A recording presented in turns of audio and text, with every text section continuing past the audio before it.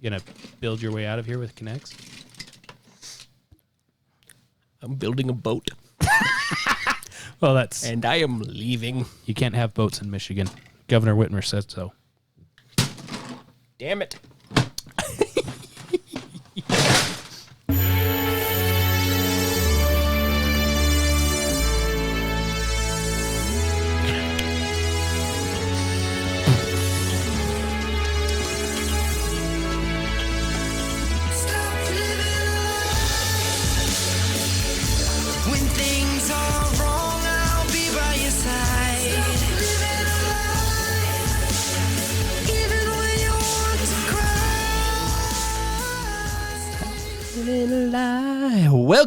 Welcome. We weren't going to be here this week, but we're here. We decided to do it anyway. We're back, and this time it's personal. Actually, it is. It is very personal this week. Trevor was so enraged that he called me after the vice presidential debates, and was we need to do an episode. Let's do it on Monday. Can we do it on Monday? Let's do it on Monday. So I have my phone propped up, so if I suddenly leave the room with a phone call, because my wife might be in the middle of labor. And I will awkwardly sit here and maybe I'll play the Bill Burr skit from Saturday Night Live in order to kill the time. Fill the awkward silence that comes from not being as funny as he is. So Wednesday night was the VP debates, right? Yep, Wednesday night. The night after our last episode, we had the VP debates. Yeah, and I was content with not watching the VP debates because it's the VP, but I don't know why you didn't. I mean, I was at least content with not watching it live. Oh yeah, I guess I could watch it later, catch highlights, blah blah blah. I mean, I thought it was fantastic. It was great because I ended up listening to it. Huh. Yeah, my wife, as I'm going to bed early for once, she asked me how to watch the VP debates. And I'm like, you want to watch the VP debates? But I help her find the VP debates, and we both lay down in bed, and she's watching the VP debates on her phone, and I'm laying there trying to sleep, and then Kamala Harris starts talking. And I thought I was angry with Joe Biden talking as little as he did in the presidential debate. I was livid with my phone is trying to listen to me when I didn't say anything to garner a response. In case you didn't know, your phone listens to you all the time. Well, it was trying to pull up the little whatever assistant thing that I won't say because I'm not sure if that's what it's actually called, and I don't want to trigger it. So, anyways, I was listening to it, and Kamala Harris is talking, and I feel like I was less controlled than Mike Pence during the debate. That's a lie. Most people were less controlled than Mike Pence during that debate. That's also a lie. Moderator, you are lying. And every once in a while, my wife would turn, is that true? No. I haven't seen a beating that glorious since Floyd Mayweather knocked out Conor McGregor in the 10th round. Down goes Frazier. Down goes Frazier. And my wife eventually, you want me to put the headphones on? No, I'm up. No, I am awake. I'm awake. Whatever. And what tipped me over the edge the most, what made me decide, all right, was, let's see if I can figure out how to do this. Hold on. Did a new thing. And of course, like the prepared people we are, didn't test the thing. Why didn't you test the thing? Oh. We are talking. Test it. Yeah. So are you going to put it up there? I am. Okay. I am. Just making sure. I am going to put it. Why did it not pull up the link? I don't know. I've got it.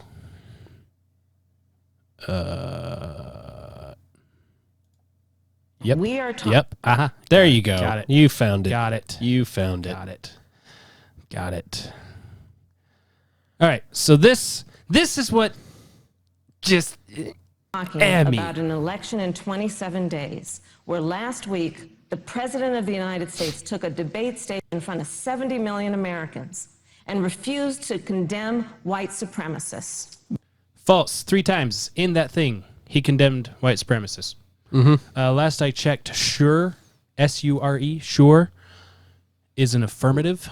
Yep. In fact, more so than yes. Sure. Yeah. Sure. Sure it is. Sure. Unless you say it sarcastically, like we kind of are. However, I'm sure that it is not as sarcastic as it sounds coming out of my mouth. sure. Anyways, he said it not once, not twice, but thrice. He condemned, and but they still keep pushing it because Did the cock crow shortly thereafter? no,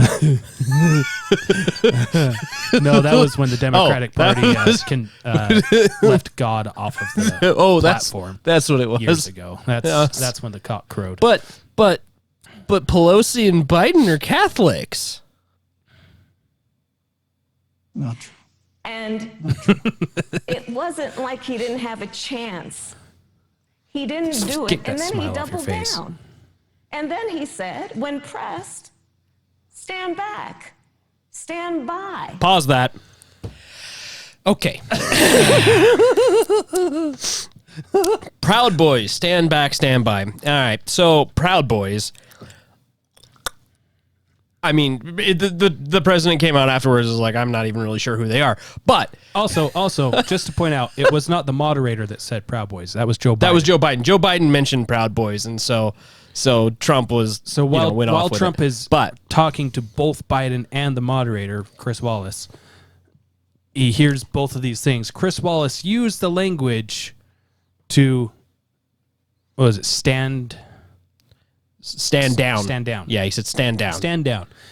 And so, as I'm sure nobody else has ever had this Freudian slip where you have a phrase in your mind as you're talking to someone and other people start talking, you repeat that phrase exactly every time but you don't because you're debating 2 people at the same time on and something it all that just you've kind of.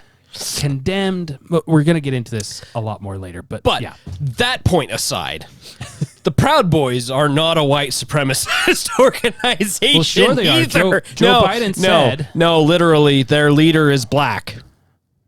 A black white supremacist. No. He's straight up black. Like he is a black man. Right. He's indoctrinated by white supremacy. Yeah, sure. That's a okay. No. No, not even a little bit. Not even a little bit? In fact, Mr. Madison, what you just said is one of the most insanely idiotic things I have ever heard. At no point in your rambling, incoherent response were you even close to anything that could be considered a rational thought. Everyone in this room is now dumber for having listened to it. yeah. I award you no points, and may God have mercy on your soul. Yeah, that's the level of what she just said, right there. Oh. All right. Carrying on. And we're not even to the point that actually tipped me off. Right. This. And this is a part of a pattern Oh. of Donald Trump. Pattern. He called Mexicans rapists and criminals. No, he didn't. This isn't in our thing, but because I didn't pull it up, and if we did everything, we'd be here for 10 hours. Yeah, right. To fact check everything that Kamala Harris said would take us several episodes. Several episodes. But no, he did not say Mexicans are rapists and In things. fact, we might want to do an episode that is just the things that she said that were actually true because it would be the shortest episode we ever did. Well, let's just do it right now. Okay. Anyways, about the Mexican So. thing.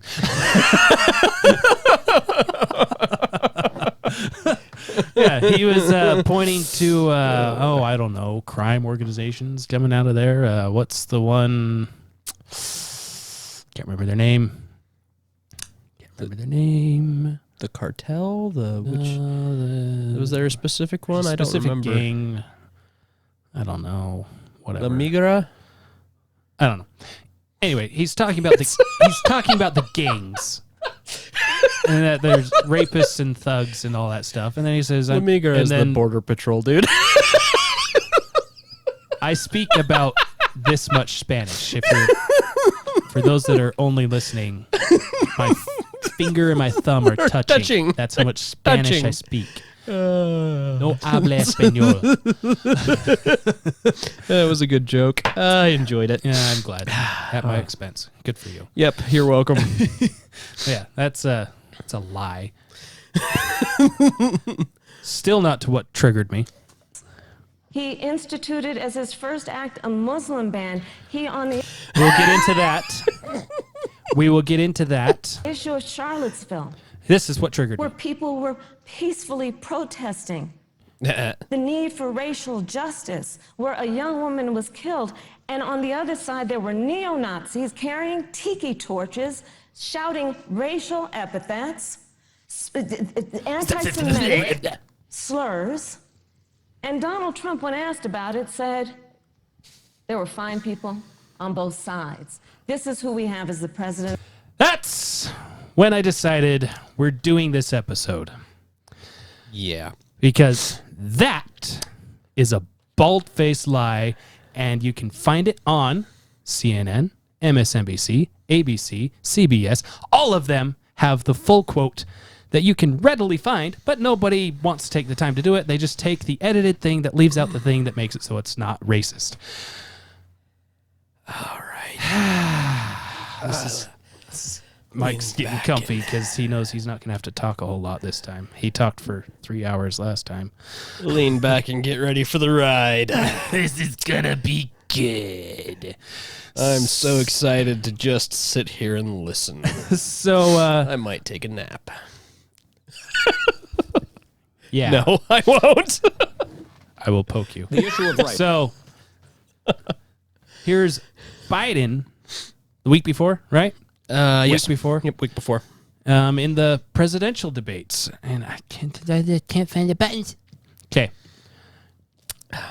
It's right there. Yep, I found see it. it. You know what? Just fingers- because you said that. Vice Fingers on President it. Biden, you No. say that President Trump's response to the violence in Charlottesville 3 years ago, when he talked about very fine people on both sides, was what directly led you to launch this run for president. It is true. The reason I got in the race is when those people, close your eyes, remember what those people look like coming out of the fields carrying torches, their veins bulging, spewing anti-Semitic bile, and accompanied by the Ku Klux Klan. A young woman got killed. And they asked the president what he thought. He said there were very fine people on both sides. No president has ever said anything like that. Finish the statement, Joe. Yep, exactly. Trump, finish the statement. So this Charlottesville is what Joe Biden says led him to get off of the screen. Get off of the screen. This is what led Biden to get off of the screen. This is what Joe Biden says led him to start his run for presidency, was Charlottesville. The fun thing with this is that is what led me to start liking Trump more. And we're going to get into that because It's because you're a white supremacist. I knew it all along, you neo-Nazi. Exactly that. That is the exact reason why I do that. But that's a little later in the show that I'll explain that why. But just know. It's tab 5 if you want to skip straight there so that we don't have to interject things. Okay, 5. Just saying. 5. Fine. Let's do everything you want to do. I'm just along for the ride. I don't. Okay. So, I mean, unless you want to spread the anger out, I mean, we can go somewhere else for a this second whole if you thing want is to. just filled with not anger, facts that are delivered in a way that that sounds sound angry. contentious. Just because someone is giving you facts does not mean they're angry at you. It means they're upset that you're oblivious to the truth. Hey, I did feed him before the show, so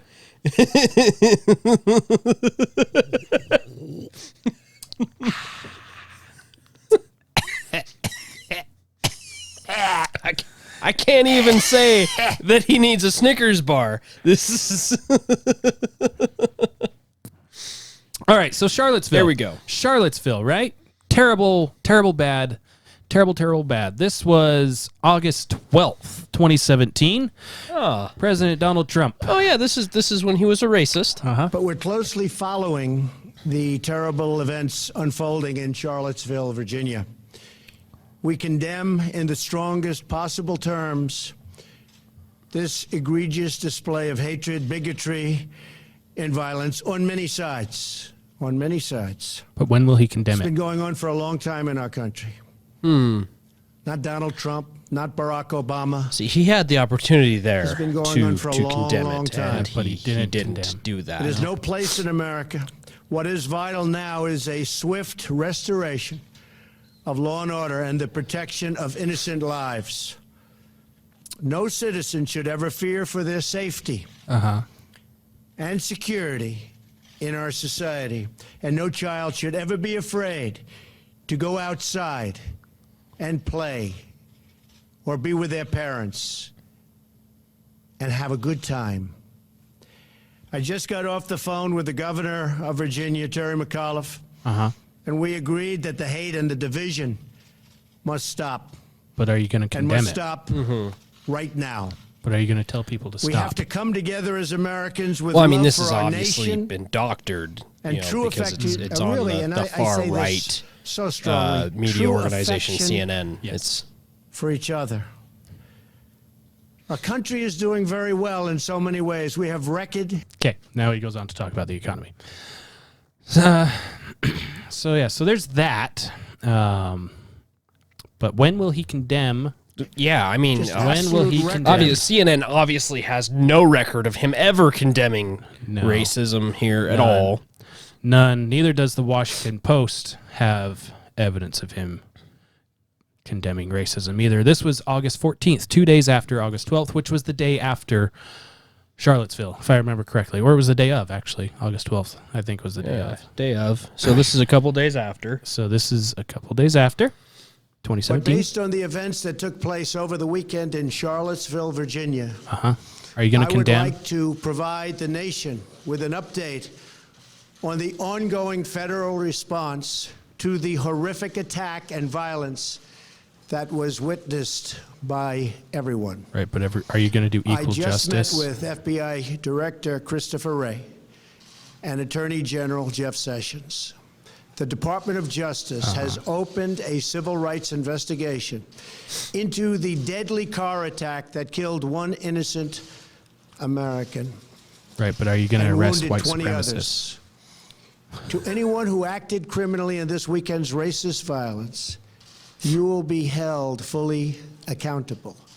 Justice Still hasn't will condemned. be delivered. No condemnation As I there said at all. on Saturday, we condemn in the strongest possible terms this egregious display of hatred, Yeah, but bigotry, are you going and to condemn violence. it? It has no place in America. And as I have said many times before, no matter the color of our skin, we all live under the same laws. We all salute the same great flag. And we are all made by the same Almighty God. Right, but why are you a white supremacist? We must love each other, show affection for each other, and unite together in condemnation Why are you of so hatred, divisive? That's another one we're going to cover. bigotry, and violence. Remember this when we must cover divisiveness. rediscover the bonds of love and loyalty that bring us Is that together as MSNBC? Americans. WAPO. Racism WAPO? is evil. And those who cause violence in its name are criminals and thugs. Right, but are you going to including condemn the it? KKK, neo-Nazis, white supremacists, and other hate groups. See, he that listed are them, but repugnant to where's the everything condemnation? we hold dear as Americans. We are a nation founded on the truth that all of us are created equal. We are equal in the eyes of our Creator.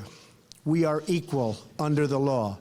and we are equal under our Constitution. But why do you berate black people Those so who much? spread violence in the name of bigotry strike at the very core of America. 2 days ago, a young American woman, Heather Heyer, was tragically killed. Her death fills us with grief, and we send her family our thoughts, our prayers, and our love. Yeah, but are you We going to also condemn mourn white supremacy? The 2 Virginia state troopers who died in service to their community, their commonwealth, and their country. Troopers Jay Cullen and Burke Bates exemplify the very best of America, and our hearts go out to their families, So you support their a police friends, state. and every member of American law enforcement. And this is exactly why we need These to defund 3 the fallen police. Americans embody the goodness and decency of our nation. In times such as these, America has always shown. Okay. And he goes on more and more talking about unifying stuff. Who cares about him unifying the country? Whatever. Yeah, no, it's the most divisive precedent ever. So then August 15th rolls around, a whole another day. Day of him later, not, whole day. He has yet to condemn Putting white what you're calling supremacists. the alt-left and white supremacists on the same moral plane. I'm not putting anybody on a moral plane. What I'm saying is this. You had a group on one side and you had a group on the other, and they came at each other with clubs, and it was vicious, and it was horrible, and it was a horrible thing to watch. But there is another side. There was a group on this side, you can call them the left, or you've just called them the left, that came violently attacking the other group. So you can say what you want, but that's the way it is. On both sides, sir? You said there was hatred, there was violence on both sides. Well, I do think there's blame, yes. I think there's blame on both sides. You look at Why are you both so sides, divisive? I think there's blame on both sides, and I have no doubt about it, and you don't have any doubt about it either. You can hear the anger in if his you voice. reported it accurately, Because he you would has say yet to condemn. Neo-Nazis started this. They showed up in Charlottesville to protest. Excuse me, they didn't put themselves down as you, and you had some very bad people in that group. But you also had people that were very fine people on both sides. Oh, there's the You had whole people yeah, in that right there. group, excuse right me, there. excuse- Okay, hold on. This is what they keep quoting. There were very fine people on both sides. Mm-hmm. Oh, but what's the rest of that quote? Hold on. They didn't put themselves down as you, and you had some very bad people in that group. But you also had people that were very fine people on both sides. You had very bad people in that group, but you also had people, very fine people on both sides. But the quote continues. It's not done yet. Hold on. You had people in that group, excuse me, I saw the same pictures as you did. You had people in that group that were there to protest the taking down of, to them, a very, very important statue. Mm-hmm. So Kamala Harris said that there were people there rioting.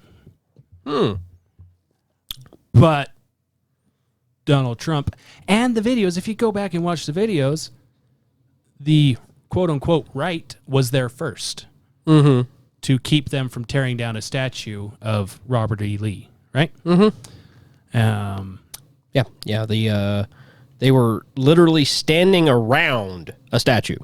Violently standing around a statue. with their tiki torches and their racial slurs. Oh, no, that wasn't that group. That was a different group that came in. And the renaming of a park from Robert E. Lee to another name. No, George Washington was a slave owner. Was George Washington a slave is owner? Donald Trump So will George predicting the future. Washington now lose his status? Are we going to take down? Excuse me. Are we going to take down statues to George Washington? How about Thomas Jefferson? What do you think of Thomas Jefferson? You like him? I do. Okay, good. Are we going to take down the statue? Because he was a major slave owner. Now we're going to take down his statue.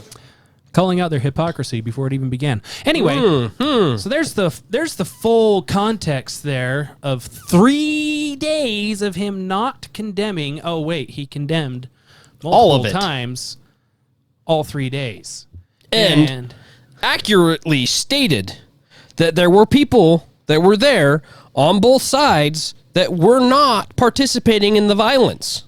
That's what he was talking about when he said fine people on both sides. Now fast forward to today, and you see the media doing exactly the same thing with the protests. quote unquote protests. The mostly peaceful protests? Mostly peaceful protests with a van on A fire in the majority background. of protests are not violent. A I- majority I- of guns aren't used in crime. I would assume that, yes, if the 50.1% of protests don't turn violent, then you are, in fact, correct. The majority of protests are not violent. But there are still 49.9% that did go that way. That's a completely made-up statistic. I pulled that out of my ass. So, don't quote me on that. Don't take that to the bank. They'll But- reject your monopoly money. But seriously, like, you look around at all the protests, and I mean, name one that has made news that wasn't violent. Well, you got day one of George Floyd. Give you that one. There you go. One. Day one. Huh. Interesting.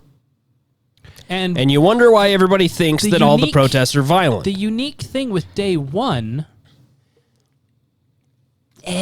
everyone, including the guy we just played 3 days worth of condemnation of white supremacy, was on board with the protests and reforming police Weird. and bringing justice to police officers who were behaving irrationally. Weird.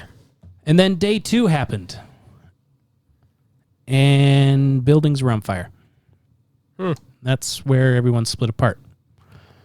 There were good people, fine people. On both sides. On both sides. Mm-hmm. There's good people protesting that are actually there because they believe this is a good way to bring about the reform they need to see and all this stuff. But then when the sun sets, there's some not so fine people that show up and Lighting shit on fire. make it not great. And Right. if you go back to Charlottesville, right about when the sun starts to set is when this group of people shows up. Huh. Huh. It's Anyway, almost like the destabilization segment of a color revolution. almost. Almost. This is a now. This is from Do it. Thank you. This is from Mr. Benjamin Shapiro. Ah, I like the Shapiro. This is a montage of all the times that Donald Trump did not condemn To white condemn supremacy. white supremacists and militia groups. You've got David Duke just joined, a bigot. Why you do? Because you're not signed in. But It doesn't let you do things when you don't sign in. You must log in, sir. you know what? Fine.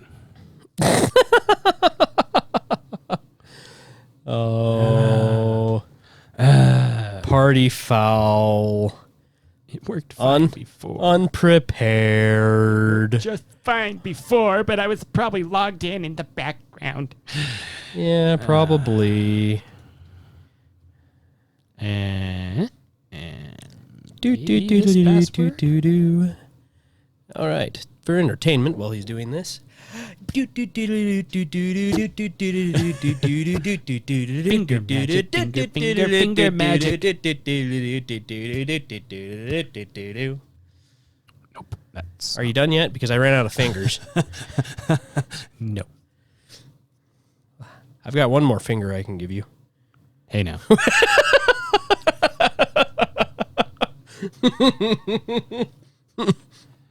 No? Okay. Nothing. Nothing. Nada?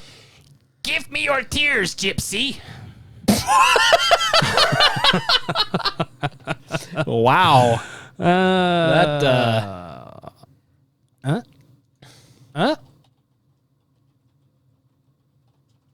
You entered an old password.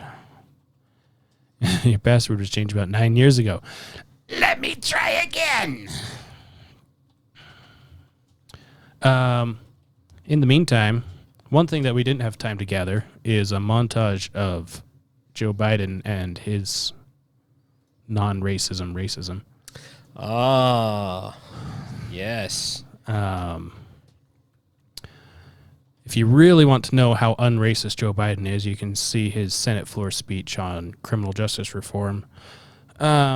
Clear back, was it 30 years ago, 40 years ago, 40 years ago? Yes, he's been in public service for 47 years, actually. He was in office during the integration reforms, which he was opposed to, by the way. Oh. Yeah. So he was good. No. Wait. No, opposed. Opposed to integration. It's not valid. What do you mean it's not valid? Dude, lock into the Naked Apple one. It's the same. Oh.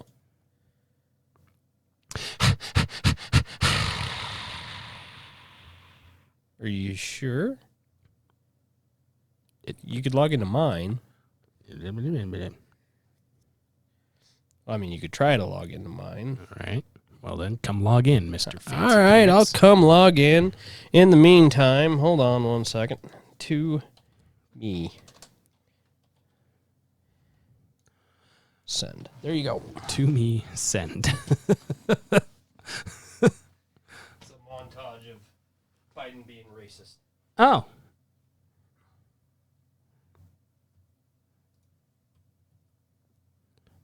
Oh, you sent it to yourself. No, I sent it to you. Oh, look, there it is. This is entertainment quality right here. Quality. Quality. Two-factor authentication is a pain in my... Rear derriere. I hit the yes button and it works. Fixed it. Huh? Maybe. Ah, okay. Fixed it. From over here, sitting down. From over here. Okay, now where's my video? Like a good co-host, Michael is here. This interjection is brought to you by Michael's Wallet.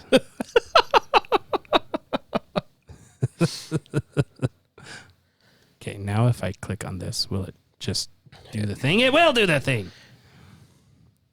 Do it. All right. There we are. Now we're doing the thing. We're doing the thing. Now we know what we're talking about. Nope. Do the thing. Nope. No, make it big. Do the thing. Okay. All right. Start over. There we go. Start This is over. all the times. Beginning. Not all the times, but this is a lot of the times where he did not condemn white supremacy. Are you willing tonight to condemn white supremacists and Donald militia Trump, groups? that is. You've got David Sure, Duke just sure. joined. A bigot, a racist, a problem. Would you, I'm not looking would you for... repudiate David Duke? Sure. David Duke and robocalls are out again, the white supremacist movement supporting you. Do you have any words for that? Well, I disavow. David Duke endorsed me? Okay. Oh, disavow. All right. I disavow, okay? When we looked at it and looked at the question, I disavowed David Duke. So I've disavowed David Duke all weekend long on Facebook, on Twitter, and obviously it's never enough. Trump's refusal to condemn, distance himself from white supremacists. The Anti-Defamation League is already out there asking the president to clarify why he didn't condemn white supremacists. So are you prepared right now to make a clear and unequivocal statement renouncing the support of all white supremacists? Of course I am. Of course I am. When Chris joined, we had a news conference, and they asked me the exact same question. I said, I Exact same. disavow. I disavowed then. I disavowed today on ABC. Yeah, but will you with George disavow white Stephanopoulos. I supremacists? disavowed again. David Duke is a bad person who I disavowed on If you didn't know, David numerous Duke occasions over was years. the head of the I'm willing to KKK. do anything. I want to see peace. Then do it, sir. Say it. Do it. Say it. I totally disavow the He Ku just Klux did. Klan. I totally disavow David Duke. Ultimately, Didn't he Joe got to the Biden Ku speak Klux at David Klan, which Duke's funeral? Obviously, I'm going to disavow. You know, I don't know. I will fact check that. Rejected David Duke. I've rejected the KKK, the Ku Klux Klan. David Duke is saying to his supporters and followers, vote for Donald Trump. But are you gonna White disavow him? supremacists are saying, vote. Do you want those votes? No, I don't want them, and I don't want him to say it. And you want the supporters? No, I don't want anything. What do you How think many of white times- supremacists, by the way? I don't like any group of hate. David Duke. Yeah, but why do you announced his hate? Senate candidacy, Why do you endorse claiming hate? your agenda. Are you ready before you ask the question? Newt Gingrich said every Republican should repudiate this guy, no matter what it takes. And I do. Rebuked. Is that okay? Rebuked. Rebuked. Done. Just to clear it up. Just to clear it up. Can you, naming it, make a declarative statement that you denounce, that the president denounces it? Racism is evil, and those who cause violence in its name are criminals and thugs, including the KKK, neo-Nazis, white supremacists. Do you want white supremacists to vote for you?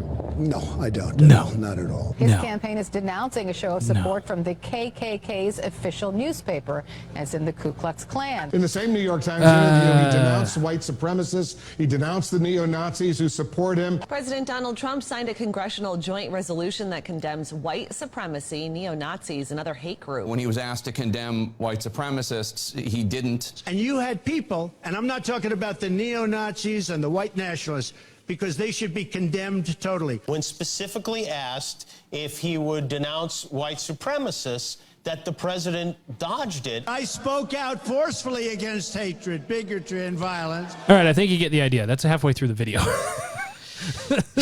Yeah. So, wow. What'd you find? What's your fact checking? This is off the top of my head. I've got a lot of stuff off the top of my head. So I'm not seeing anything for that. But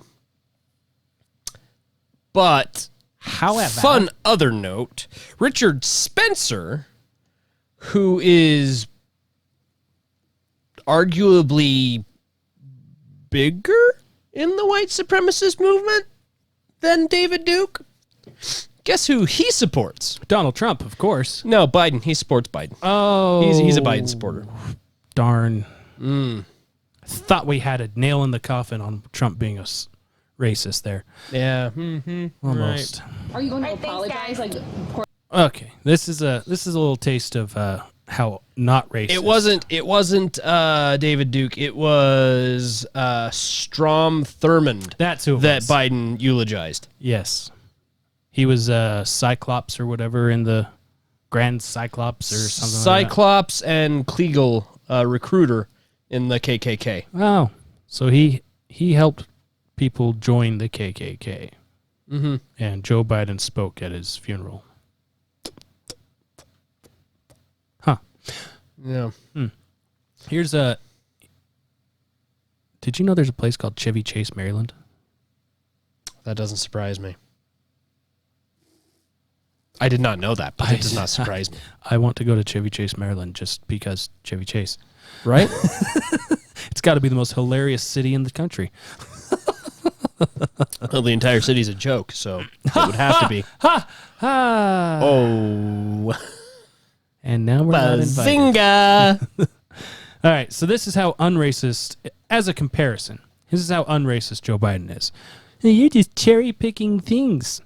Not really. Not really when we're showing the full context of what everyone is referencing for Donald Trump. I'd say we're not cherry-picking all that much. Yeah, no. Are you going to apologize? Like Cory Booker Apologize for what? Cory Booker's called for it. Cory should apologize. He knows better. There's not a racist bone in my body. I've been involved in civil rights my whole career.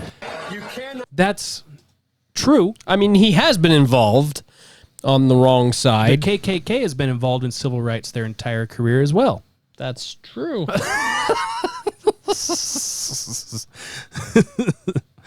Okay. Not go to a 7-Eleven or a Dunkin' Donuts unless you have a slight Indian accent. I'm not joking. I'm not joking. Big smile on his The world face. is different. There's too much unfinished business for us to just look backwards. We have to look to the future. Yeah, don't look backwards. I know Joe. We know Joe. We know Joe. But most importantly, Joe knows us. That's right. And by the way, you know, I Can I sit get an on the amen? stand and it get hot. I got hairy legs that turn blonde in the sun. Okay. And the kids used to come up. You don't and have reach a in the blonde hair pool on your body, and sir. rub It's my all leg gray. down so it was straight, and then watch the hair come back up again. It's extremely creepy. They look at it. So I learned about roaches. I learned about kids jumping on my lap. And I've loved kids jumping on my lap. It's not creepy Even at all. call centers was rushed overseas in the hundreds of thousands. How many times you get the call? I'd like to talk to you about your credit card. Oh, a little Poor kids are Indian just as accent bright there. and just as talented as white kids. Mm. They're going to put you all back in chains. In my opinion, we don't need white people This leading the is Democratic Party right now. The Democratic Party is diverse, and it should be reflected as so in our leadership. I tell you, if you have a problem figuring out whether you're for me or Trump, and you ain't black. Why does this happen? I'm not going to do this. That same black But lady I'm not from going to do before. this, because, Chuck. I'm not going to do this because let me just be really clear. Vice President Biden absolutely has a respect level for all people around him, for voters across this country, young people, older voters, voters of color, black people, Latino voters, indigenous, Asian American, Pacific Islander.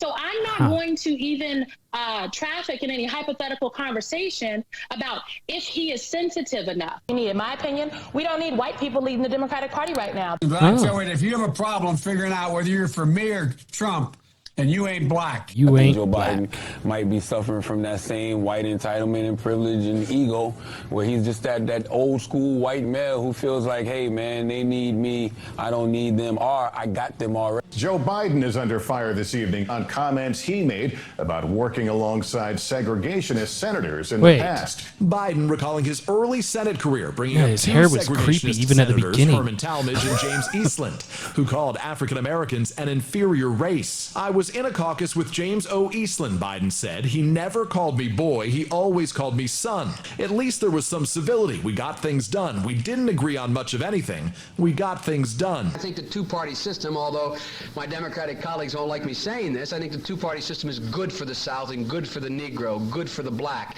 in the South. Other than the fact that they still call me boy, I think they've changed their mind a little bit. It's that old school white male. That's You might want to pause that and read it. Yeah, I guess. It says the new integration plans being offered are really just a quota system to assure a certain number of blacks, Chicanos, or whatever in each school. That to me is the most racist concept you can come up with. What it says is in order for your child with curly black hair, brown eyes, and dark skin to be able to learn anything, he needs to sit next to my blonde hair, blue-eyed son. That was a 1975 interview. That's from an interview in 1975. Interesting. Interesting. Do any of his sons actually have blonde hair and blue eyes? They're going to put you all back in chains.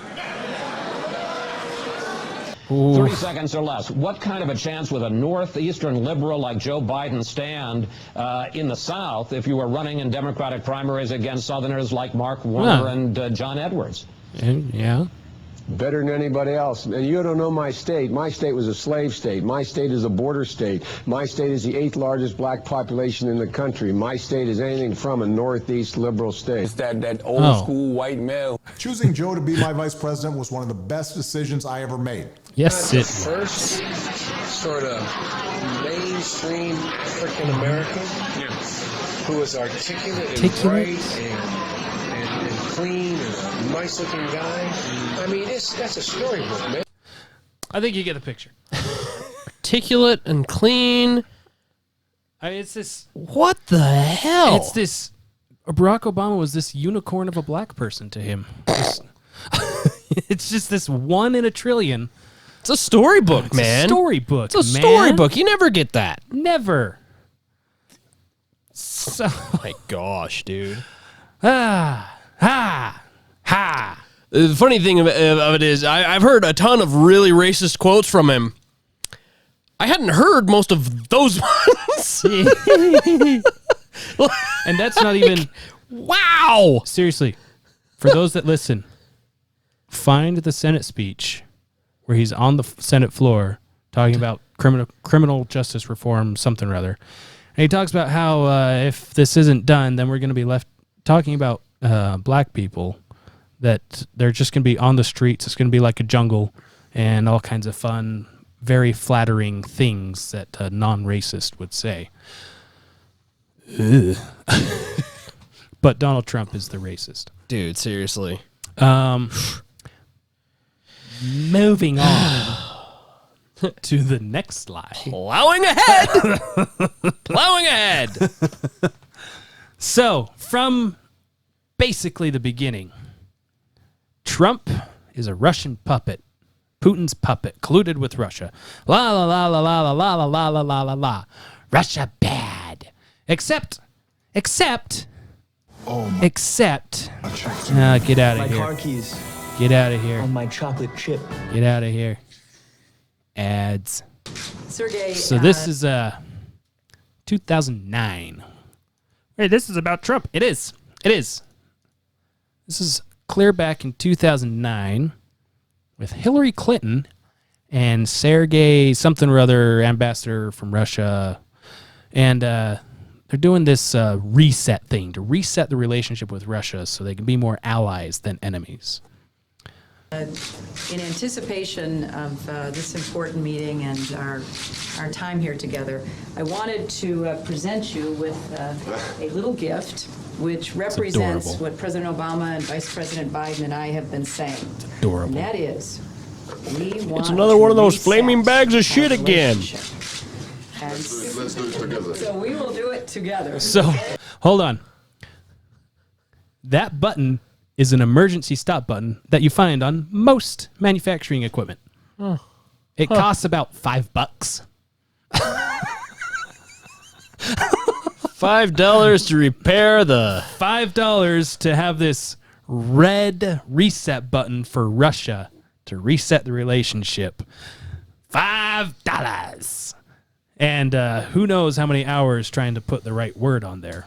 We'll do it together. Yeah, it's reset. Thank you very much. You are very welcome. Thank you very much. We worked hard to get the right Russian word. Do you think we got it? You get it wrong. I got it wrong. It should be перезагрузка. And this says She has no idea what it says. перегрузка, which means overcharge. Overcharge. We won't let you do that to us. I promise. I didn't do that on purpose. We won't let you do that to us, I promise. Yep, because getting paid millions of dollars for your husband to give a speech at a Russian bank was not overcharged at all. So then we'll fast forward to 2012. 2012. What happened in 2012? Well, that was the whole presentation, Jen. get out of my face ads. 2012 was the Romney-Obama presidential battle. Yeah. And this was one of their debates. And this was what then President Obama had to say. I'm glad that you recognize that Al-Qaeda is a threat, because a few months ago, when you were asked what's the biggest geopolitical threat facing America, you said Russia. Not Al-Qaeda, you said Russia. And the 1980s are now calling to ask for their foreign policy back, because the Cold War has been over for 20 years. But, Governor? So Russia's not a threat. It's not a geopolitical threat. Russia's not a threat. And yet we are to believe that Trump is colluding with Russia to destroy the United States. Huh. Which... But I thought they weren't a geopolitical threat. Isn't that what he just said? Which I think that's what he just said. 4 years earlier, before... 4 years before Donald Trump won the election. But, that what does that have to do with Trump anything? could still be a thing of Russia. Yeah, why does that He have could anything to do still with be a anything? thing of Russia, except we learned this little fun thing here. This is from Susan going to Rice. the documents. This is from Susan Rice, an email she sent the week that they were leaving office, that the Obama administration was leaving office. So January 20th? Yep, January 20th, 2017. It was that's like the day before. It's like literally the day before they leave. Yeah. Yeah. And in this, I can't zoom in on it. You want me to just read it? Yeah, you got it bigger. Well, I don't got it bigger, but my eyes are better than yours. That's true. So, on January 5th, following a briefing by IC leadership on Russian hacking during the 2016 presidential election, President Obama had a brief follow-on conversation with FBI Director Jim Comey and Deputy Attorney General Sally Yates in the Oval Office. Vice President Biden and I were also present. Not president. They No. were present. Present.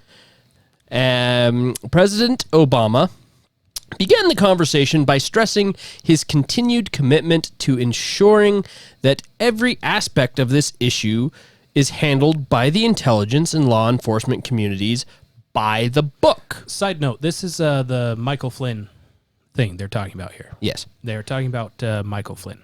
The president stressed that he is not asking about initiating or instructing anything from a law enforcement perspective. He reiterated that our law enforcement team needs to proceed as it normally would by the book. So let me translate that for you. Barack Obama stressed that he's not, I don't want you to do something, but make sure you do something. From a national security perspective, however, President Obama said he wants to be sure that as we engage with the incoming team, we are mindful to ascertain if there is any reason that we cannot share information fully as it relates to Russia. So, just so people are aware, so behind the scenes, once the election is over and the new president is elected, whoever his team is starts getting briefed by the intel community on what's going on. So as soon as day one happens for this new presidency, they know what to do. They can hit the ground running. It's not like this whole, it's not like your first day of school where, okay, here's the syllabus, and then tomorrow we're going to talk about the syllabus more, and the day after that we're going to introduce each other. They don't get that leisure when stepping into presidential stuff. So they're briefed on things as soon as the election is over. Mm-hmm. So Director Comey affirmed that he is proceeding by the book as it relates to law enforcement. From a national security perspective, Comey said he does have some concerns that incoming NSA Flynn is speaking frequently with Russian Ambassador Kislyak. That's his job now. That is literally what that job title means. Comey said that could be an issue as it relates to sharing sensitive information. President Obama asked if Comey was saying that the NSC should not pass sensitive information related to Russia to Flynn. Comey replied, potentially. He added that he has no indication thus far that Flynn has passed classified information to Kislyak, but he noted that the level of communication is unusual. Well, when you're in a cabinet that doesn't communicate with anyone at all ever, any level of communication is a little bit unusual. So the president asked Comey to inform him if anything changes in the next few weeks that should affect how we share classified information with the incoming team. Comey said he would. Again, this is January 20th, the day before President-elect Trump is going to be President Trump. And Obama is asking Comey to let him know if things change in a few weeks. Once you lose the title President of the United States, you are not entitled to any sensitive information of the United States. Period. Interesting. Now, if you went from president to being Senate or congressman, there's some leeway there. But that's not the case. So why do you need to know in a few weeks, Mr. Obama? And also, in that previous paragraph, Comey points out that they have nothing on Flynn to make them think that he's bad. Nothing. And then the fake Steele dossier came out. Yeah, and that came out, which was fun. This is the wrong mouse. Yeah. Yeah. So there's that. And then we find out, was it last week? We did a post on this on the... I think it was last week that this other one was declassified. While everyone's focused on the fly on Pence's head, they released a memo. A memo was released. The memo was sent to Chairman Graham. That'd be Lindsey Graham, right? Yes. That was then declassified and released to the public. which says, in response to your request for intelligence community. This is from John Ratcliffe, the Director of National Intelligence. Yes. Yes, to Lindsey Graham. In response to your request for intelligence community, IC, information related to the Federal Bureau of Investigation, FBI, Crossfire Hurricane investigation. That was the code word for the Michael Flynn investigation. I have declassified the following 3 bullet points. In late July 2016... Wait. What? Late July 2016. Yes. July. July 2016. Yes. Okay. U.S. intelligence agencies obtained insight into Russian intelligence analysis alleging that U.S. presidential candidate Hillary Clinton had approved a campaign plan to stir up a scandal against U.S. presidential candidate Donald Trump by tying him to Putin and the Russians. Hacking of the Democratic National Committee. Wait. So, July 2016. Donald Trump is president now, right? No, he was a candidate. Oh, so he was elected president, but he wasn't president yet. No, he hadn't even been elected yet. This was in the middle of the campaign. Oh, but he was way ahead in the polls. No, he was behind in the polls. So why did they need to do this? Because reasons. It does state at the end of this paragraph that the intelligence community does not know the accuracy of this allegation or the extent to which the Russian intelligence analysis may reflect exaggeration or fabrication. So they're not entirely sure if this is 100% accurate, if it's... This is the hearsay we have on the hearsay that was provided from the Clinton campaign. Pretty much. FBI.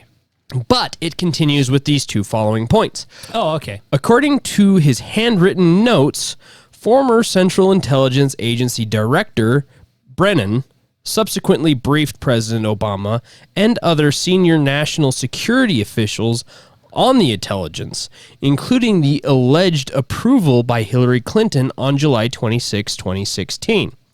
Of a proposal from one of her foreign policy advisors to vilify Donald Trump by stirring up a scandal claiming interference by Russian security services. So Obama was notified, and it doesn't actually give a date of when he was notified, but he was notified about the alleged approval. Right.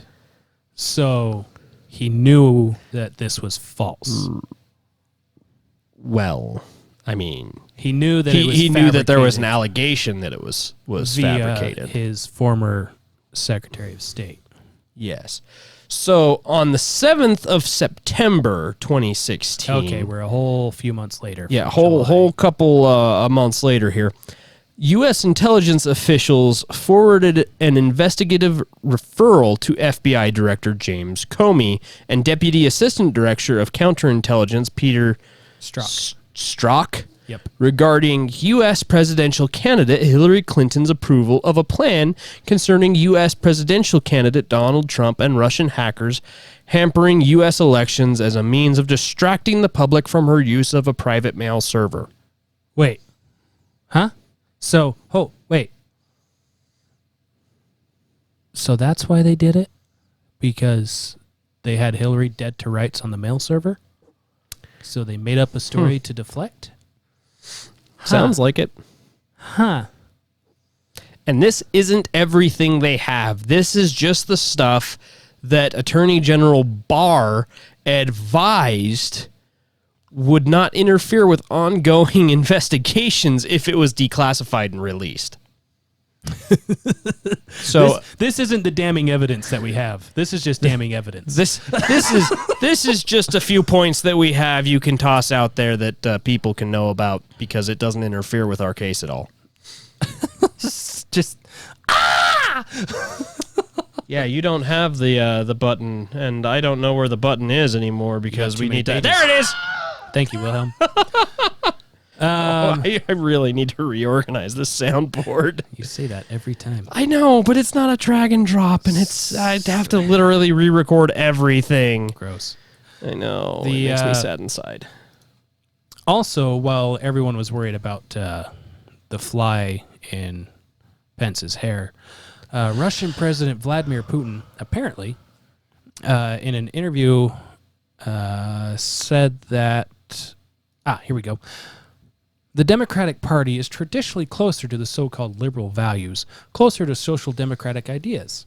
And it was from the social democratic environment that the Communist Party evolved.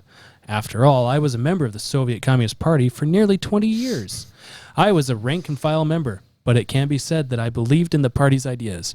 I still like many of these left-wing values. Equality and fraternity. What is bad about them? In fact, they are akin to Christian values.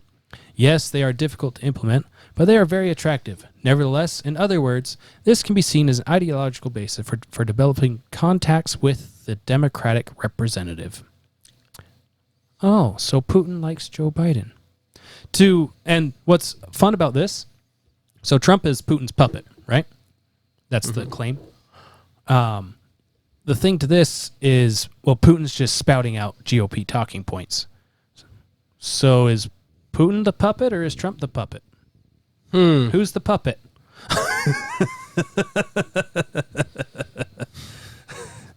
So there's that.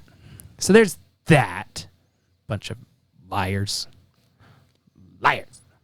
Yeah. Okay.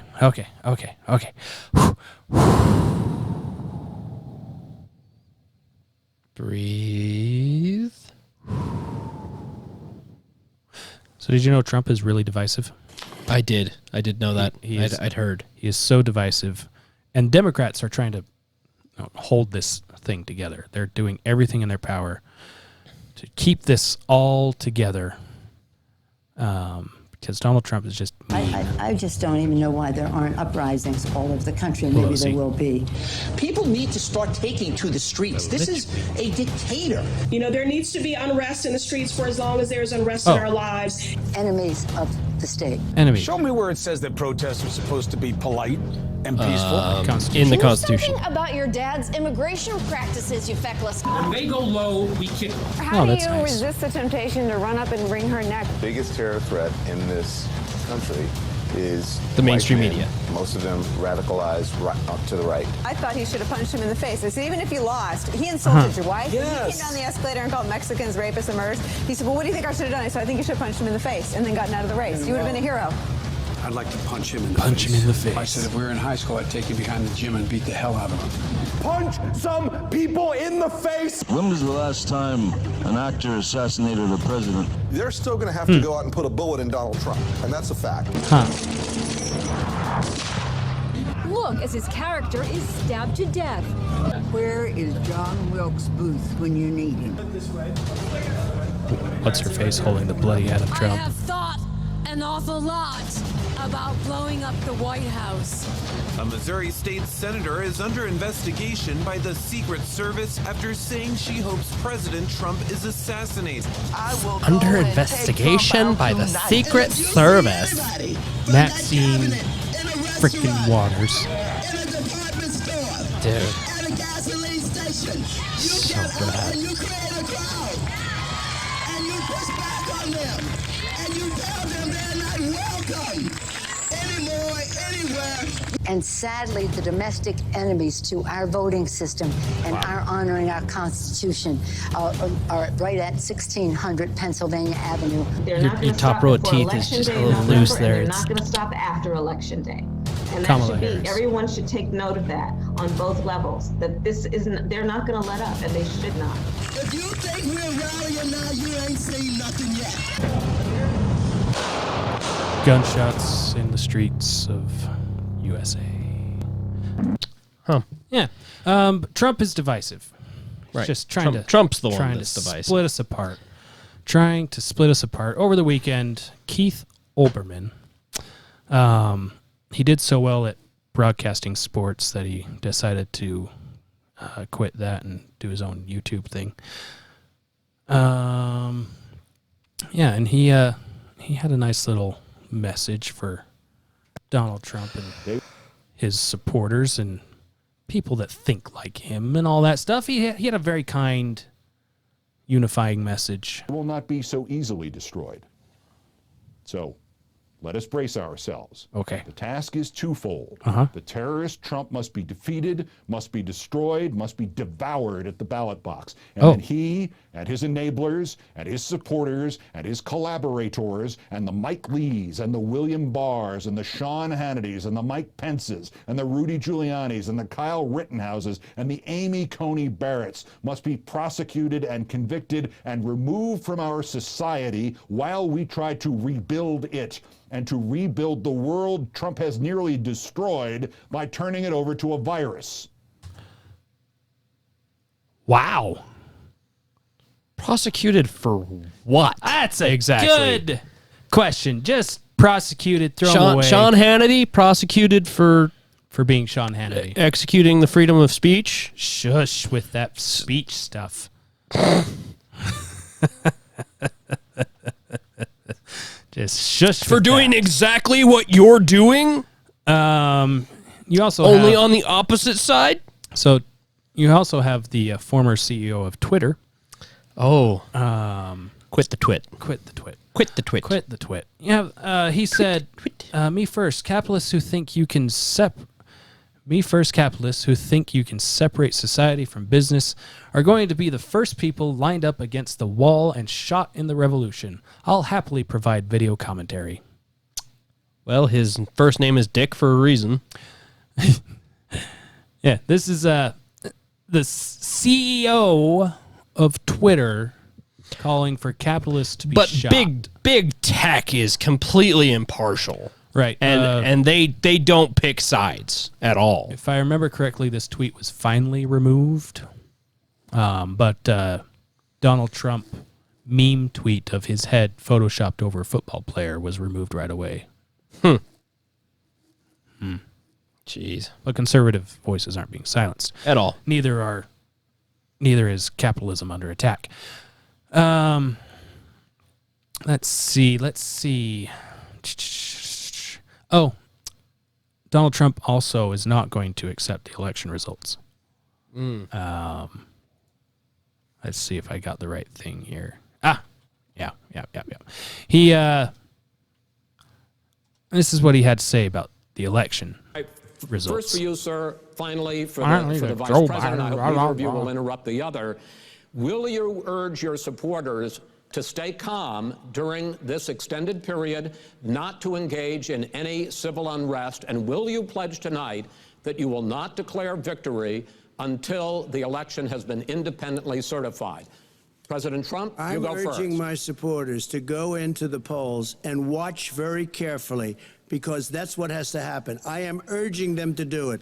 As you know, today there was a big problem. In vaguely Philadelphia, familiar. they went in to watch. They were called poll watchers. Well, to us A it very does. safe, To our very listeners, nice probably thing. not. They were thrown out. They weren't allowed to watch. Because we haven't put that out yet. Because bad things happen in Philadelphia. Yeah, we need to put Bad that out, things. huh? And I am urging my people. I hope it's going to be Real a fair quick. election. Yes. If it's a fair election, I am 100% on board. But if I see If it's a fair election, I am 100% on board. It's not going to be a fair election. I realize this. I'm just saying. I know. It's not a fair election. The accusation is he's not going to accept the election results. Well, he that's just because said, it's not a fair election. Right. He's going to say more. But however, he just said, if it's a fair election, I'm on board. Mm-hmm. So none of this fair, mail-in voting shenanigans. If it's fair, I am on board. Do it the way that we've always done it. Then he says, tens of thousands of ballots being manipulated, I can't go along with that. neither should any other American. Nope. Whether Trump wins or Biden wins, and there's all these thousands of ballots that are just pouring in from nowhere or being discarded for whatever reason. Oh, you mean like the 100 that were discarded in, what was that, South Carolina this last week from the mail carrier guy who's now getting prosecuted? Or the few dozen found in the garbage in California. Oh, yeah, or those ones, or the ones that were found in the ditch in, what was that, Virginia? Or the hundreds of thousands of Trump mail things that were just thrown away. Yeah. No. We can trust the system to take care of all that. Yeah. He says if the election's fair, he's on board. But if there's evidence of fraud and all this stuff, he's not going to be so on board with that. And again, neither should any other American. Because if Trump wins and he wins through fraud, I'm not going to be happy with that. If Biden wins, I'm not going to be happy. If Biden wins through fraud, I'm really not going to be happy. So maybe let's just all agree, let's have a fair election. Maybe. I don't know. And it wasn't Virginia. It was Wisconsin. So close. So close yet so far. Close enough. So there's Trump saying he won't accept the results no matter what. And then you have Joe Biden got some advice from VR. From VR. Crouch, kneel, skip Your ad. show. And I'll just skip ahead to here. This is MSNBC, by the way. Oh, yes. Here we go. Showing this advice from Hillary Clinton to Joe Biden. They have a couple of scenarios that they're looking toward. One is By the way, she's talking about the couple of scenarios they're looking toward. The war game that they ran for. Is that the one she's talking about? Yes. We talked about it before.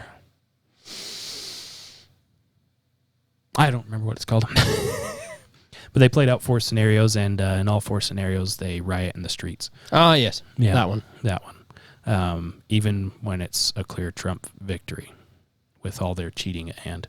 Or a clear Biden victory. Yeah. Even if Biden wins, they're rioting in the streets. They're rioting in the streets. To make it look like the right is rioting in the street. Yes. Yeah.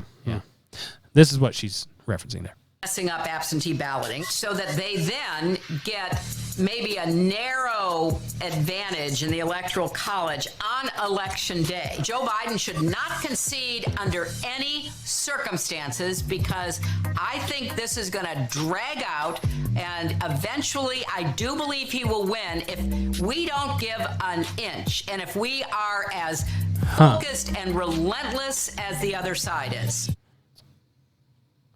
So, focused and relentless is not how I would describe the Republican Party, but okay.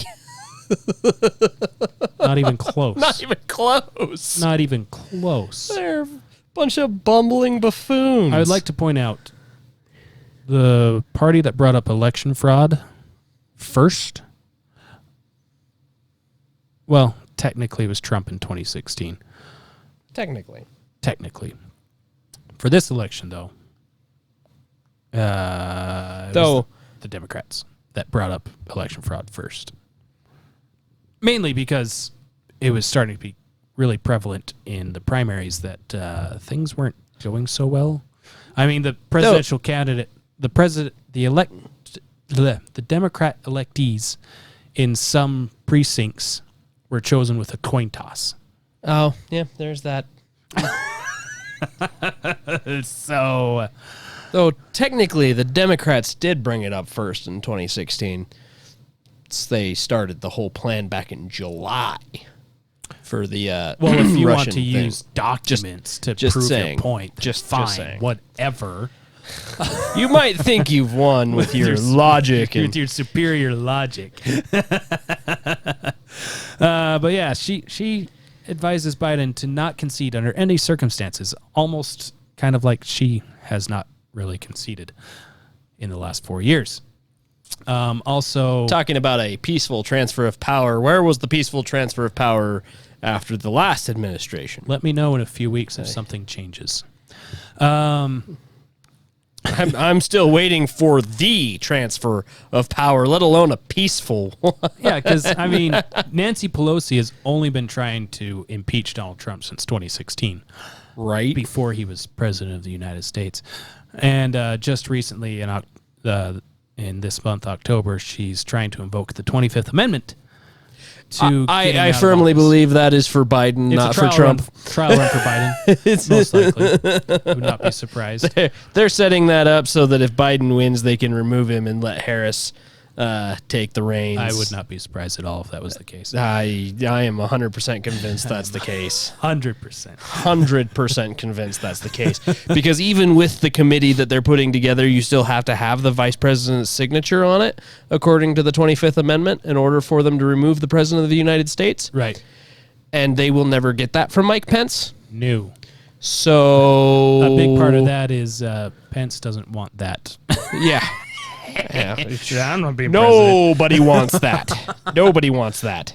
But at the same time, and this is what leads me to believe what you just said, that it's kind of a trial run for Biden. They're so confident they're going to win. All the polls are showing that Biden is in the lead. Biden's going to win. Well, and the polls are obviously a setup so that they can cry foul when Trump wins in a landslide. Right. The polls. Yeah. The polls didn't show that. Because they kind of tried that last election. Yeah. Mm-hmm.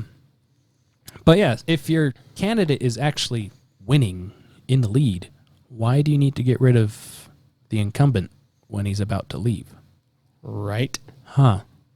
Why don't you let democracy take its course? Why do you need to set up all of these contingencies and do all of this stuff if you're fine with a fair election? Why do you need to build a machine Liars! to run your government? Liars! All of them. All of them. I gave you a new button. Oh, you did give me a new button. Yes. But you didn't mark the new button. You recorded the new think button. it's this one. Thank you. There it is. Yes. It is sound 4. Sound 4. And bank 4. Sound 4, bank 4. Yep. Cool. That's the one. So now we're going to start dipping into COVID a bit. Trump is a fascist / dictator. You keep using those words. I do not think they mean what they. No, they do not. Fascism, in case you didn't know, the definition, currently and previously as of 2008, I believe I checked back to. Fascism, a political philosophy, movement, or regime, such as that of the fascisti, that exalts nation and often race above the individual, and that stands for a centralized autocratic government headed by a dictatorial leader, severe economic and social regimentation, and forcible suppression of opposition. There's not any groups around on the streets that reflect that. What does autocratic mean? You would ask that, and I don't have that on my... I have it. You have it. I have it. Never ask a question you don't know the answer to. That's right. Never ask a question you don't know the answer to. Autocracy is a system of government by one person with absolute power. See also absolutism, totalitarianism, dictatorship, and despotism. A country, state, or society governed by one person. One person. Okay. So well, that sounds a lot like not Donald Trump. Donald Trump. And in case you're wondering, dictator, a person granted absolute emergency power. Wait. Emergency power. Huh. Especially one appointed by the Senate of ancient Rome, historically. One holding complete autocratic control. One ruling by one person. One ruling absolutely and often oppressively. So I can think of several off the top of my head. I mean, Hitler and Mao Zedong and Che and Putin and Stalin and pick your Chinese, Russian, German, North Korean. I mean, the Jongs. Yeah. He's got a new big nuke he's showing off. Little Kimmy back over there with his big nuke. Little rocket boy. Rocket boy. Launching nukes that don't go far. But seriously, that's a big threat. Yeah, that's a little sad for all of us. But yeah, that's bad. So I have links in here, but we're not opening these links because it's just lame legal documents. But Trump used this. This is where it ties into COVID because this is where it all ties together for me. Anyways. So Trump used the Stafford Act to open federal emergency funds for states to use to bolster their individual pandemic needs. He encouraged states to take advantage of this, but did not dictate that any state should handle things in any specific way. Huh. So he's a dictator. He's a very big dictator. That's what I saw out of that, is that he is, in fact, a dick. And in case you're wondering, Dictator. the Stafford Act Dictator. passed the House in 1988. With a 368-13 vote. When's the last time you saw any law pass with that kind of majority? Probably sometime around 1988.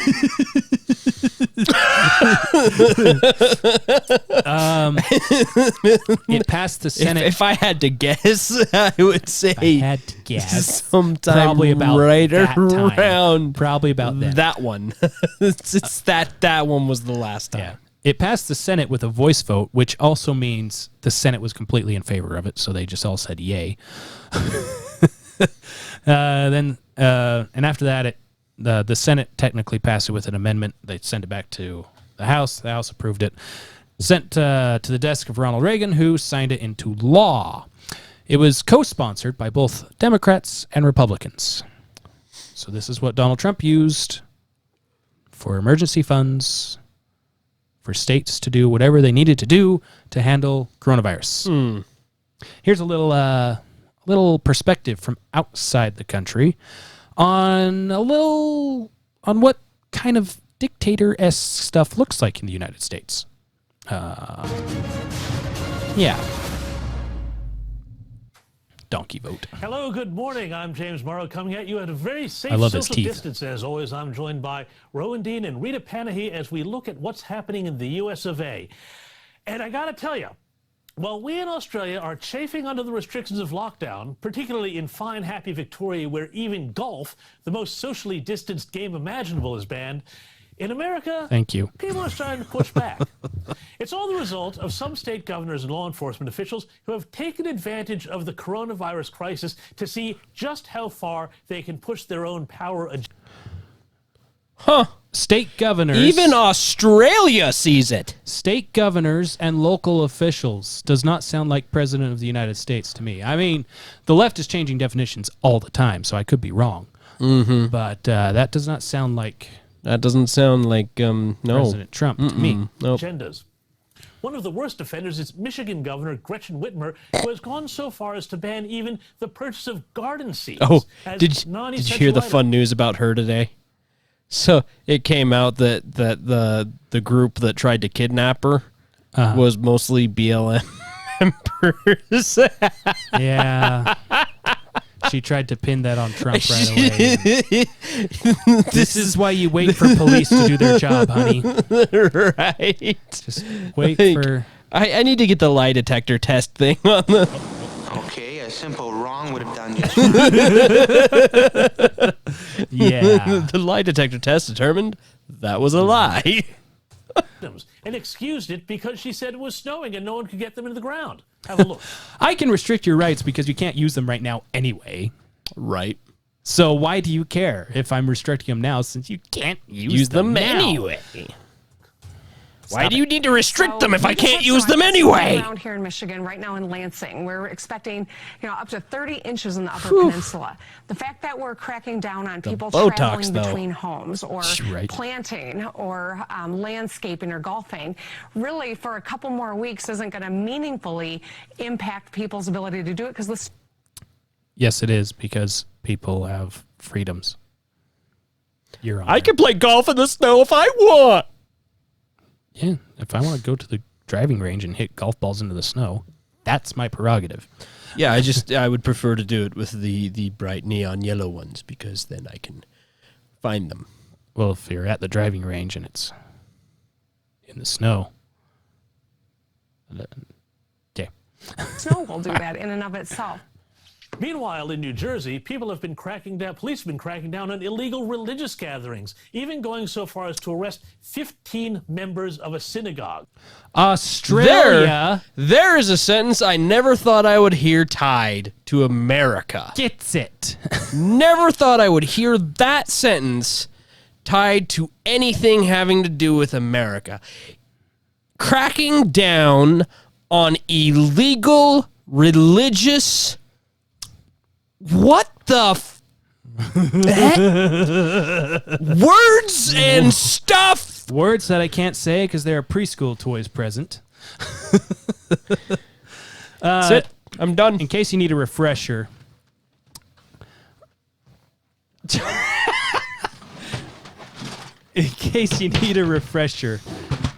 Amendment the First to the Constitution. The first thing in Amendment the First. Congress shall make no law respecting an establishment of religion or prohibiting the free exercise thereof. You gonna build your way out of here with Connects? I'm building a boat. Well, that's... And I am leaving. You can't have boats in Michigan. Governor Whitmer said so.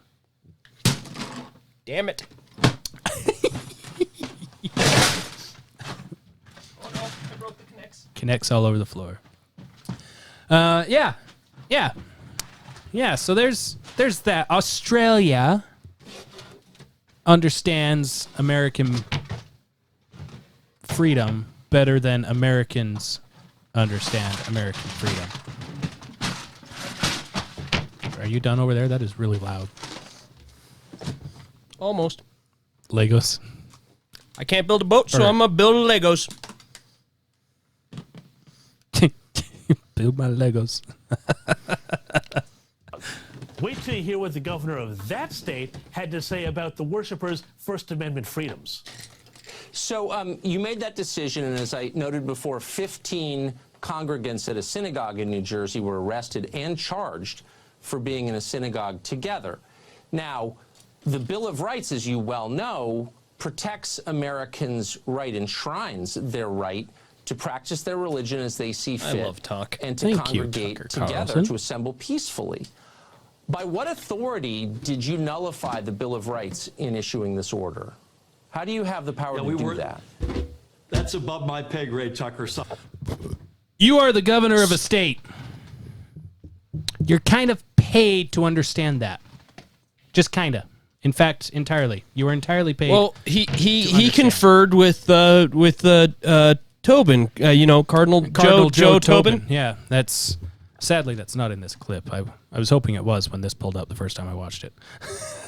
But yeah, he called up Cardinal Joe Tobin to see what Cardinal Joe Tobin because Cardinal Joe Tobin has the ability to waive the Bill of Rights because he's a cardinal.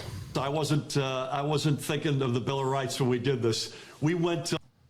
Clearly, you were not. Yeah. But Donald Trump is the dictator for allowing individual states to handle things individually from the federal government while supplying federal assistance where needed. First of all, we looked at the data and the science. I can tell. I can tell. Pay grade. Well, okay. Stories like Australia gets it. I'm moving to Australia. How do you not? Australia freaking gets it.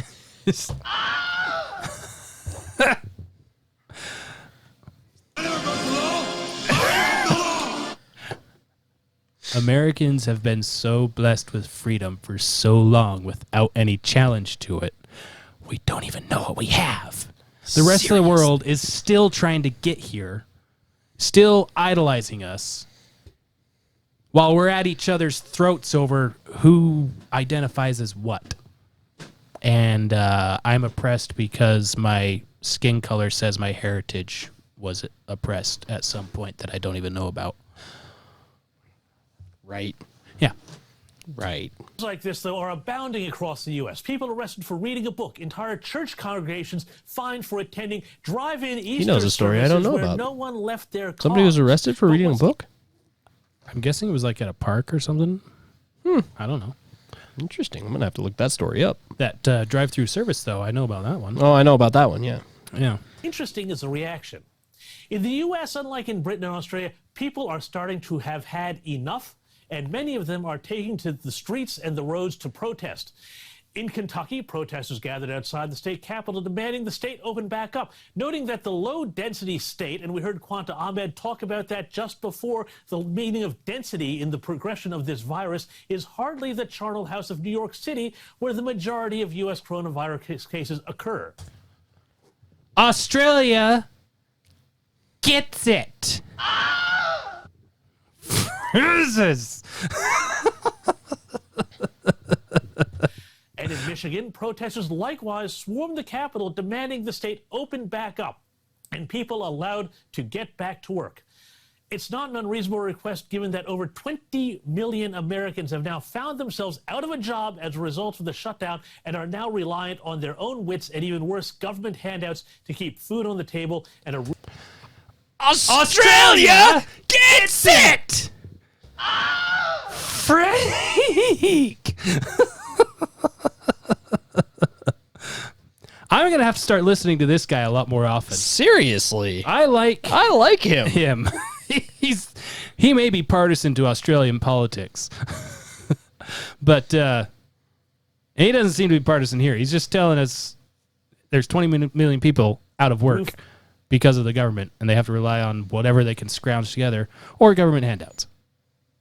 over their head. Or worse, government handouts, is what he said. Or worse, yeah. As one protest sign put it at one of these events, my body, my choice, to work. The question of balancing public health and the economy is a tricky one, but the Trump administration has announced a staged plan to give power to the governors to open the economy and get America back to work. Something that is desperately important given the threat of China stealing a march on the U.S. to advance its own economic aims. And as the lockouts continue... That's news that we don't get in America. Australia gets it. You know, you used to be able to listen to the BBC to kind of understand what's actually happening in the United States back before the internet was really a thing for news. You used to be able to tune into BBC via the radio or television if you had BBC on your television. And whenever they reported on the United States, it was actually just that. It was reporting on the United States. Now you tune into BBC and it's filled with Orange Man bad. Because seriously. Unless it's... what's his name? I don't remember his name. Whatever. Some British guy. Used to be here. Some British guy. to chew into our own economic prosperity, it's also something for our own leaders to consider. Now, Scott Morrison has wisely said that any tracking app, for example, would be non-compulsory, though our HR departments may say otherwise, and has flagged that things may be loosened up in 4 weeks rather than 6 months. That's good, because everybody has a breaking point, and with the curve more than flattened, it's now a pancake. And remember, that was the original aim of the lockdowns. It will not be long before Australians decide as well that when it comes to economic devastation and infringements on their liberty, enough is enough. Australia frickin' gets it. Brush your teeth in less than 10 seconds with this revolutionary toothbrush. 2 minutes. Revolutionary toothbrush.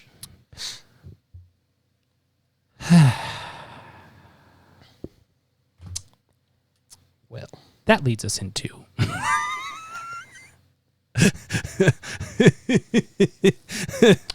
I'm here for the ride. I've got my Legos and I'm ready to go. I know. So Trump handled COVID wrong. You know, 210,000 people are dead because of Donald Trump. Right, yeah. And he didn't act early enough. Right. No, not nearly early enough. Yeah, he didn't act early enough. January 28th, 2020, Fauci and the White House announced partnerships with private industries for making a vaccine that will begin trials in a couple of months. January 31st, Donald Trump announces travel restrictions from China due to COVID outbreak. February. Apparently, this was a bad idea. according to Nancy Pelosi, who had this to say.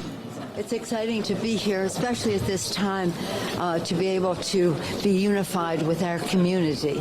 We want to be vigilant about what might be on what is out there in other places.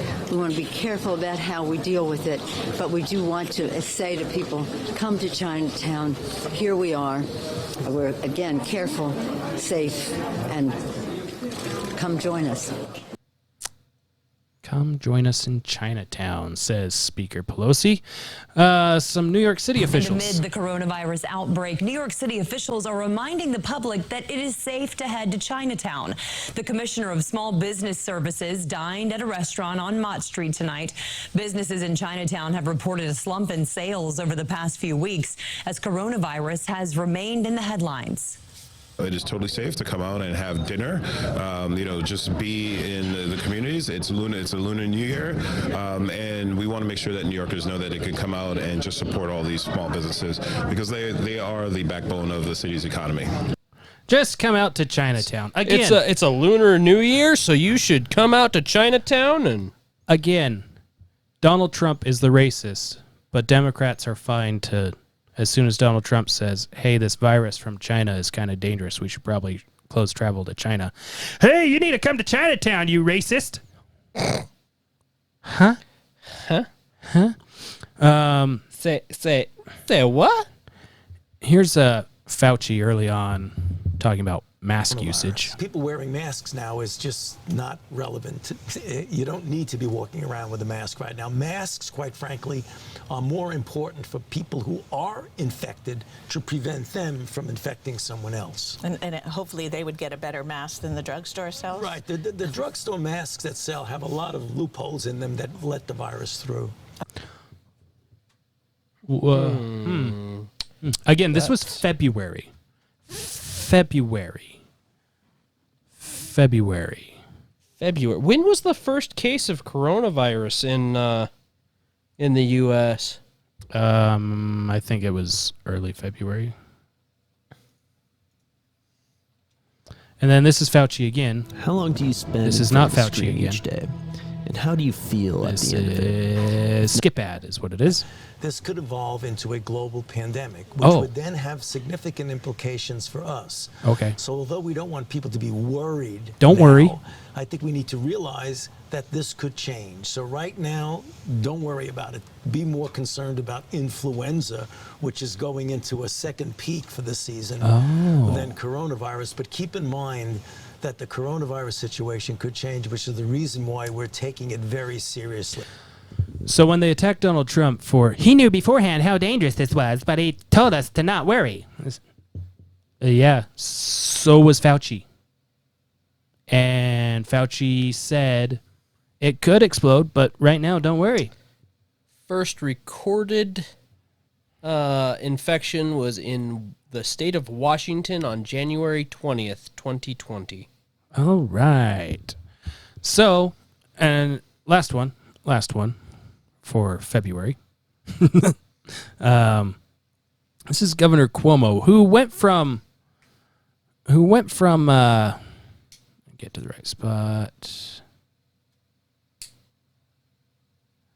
Governor Cuomo went from this to praising Donald Trump for helping New York to Donald Trump did terribly with it because I put sick people into old people homes and more people died. Well, he didn't say that, but that's what he did. That is what he did. I don't take anything for granted.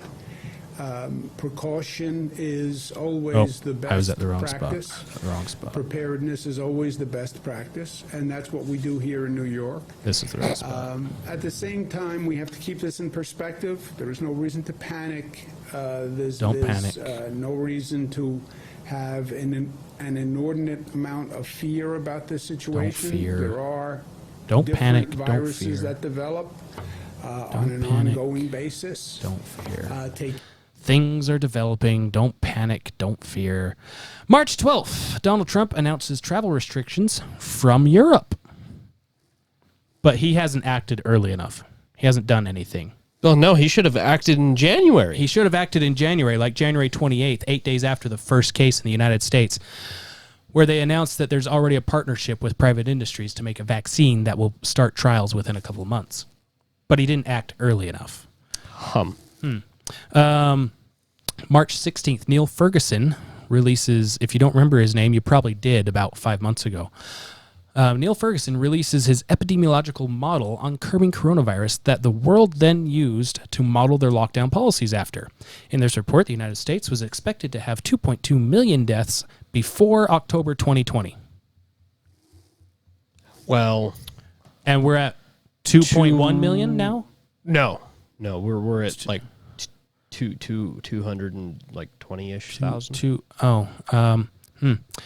It's probably miscounted. It's got to be miscounted. Yeah. He does say that using various measures, it was predicted those deaths could be cut in half. So 1.1-ish million if various measures were taken, such as social distancing, mask wearing, things like that.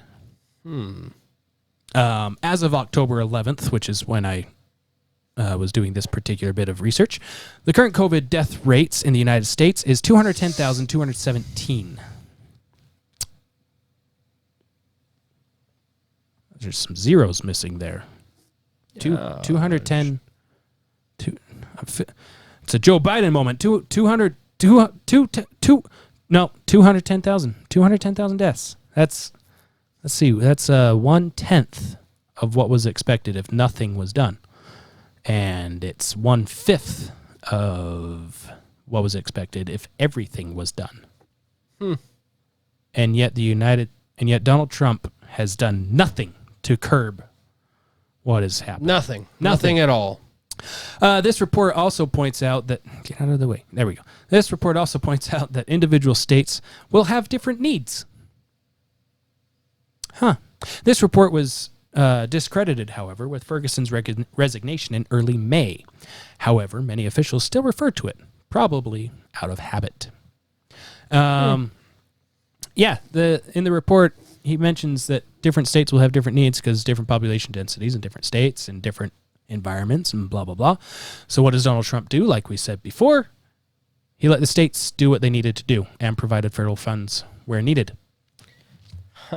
Like hospital ship in California. So he was a dictator and told every state exactly what they needed to do. It's as if he followed the Constitution. And made them kill their residents by putting them in old folks' homes. Yep. That came straight from the desk of Andrew Cuomo. I mean, Donald Trump. Straight from the desk of Gretchen. Straight from the desk of Gretchen Whitmer. I mean, Donald Trump. Wait. No, he didn't. He didn't. No, he didn't. He didn't do that. That was the actual state leadership that screwed you over. Invariably.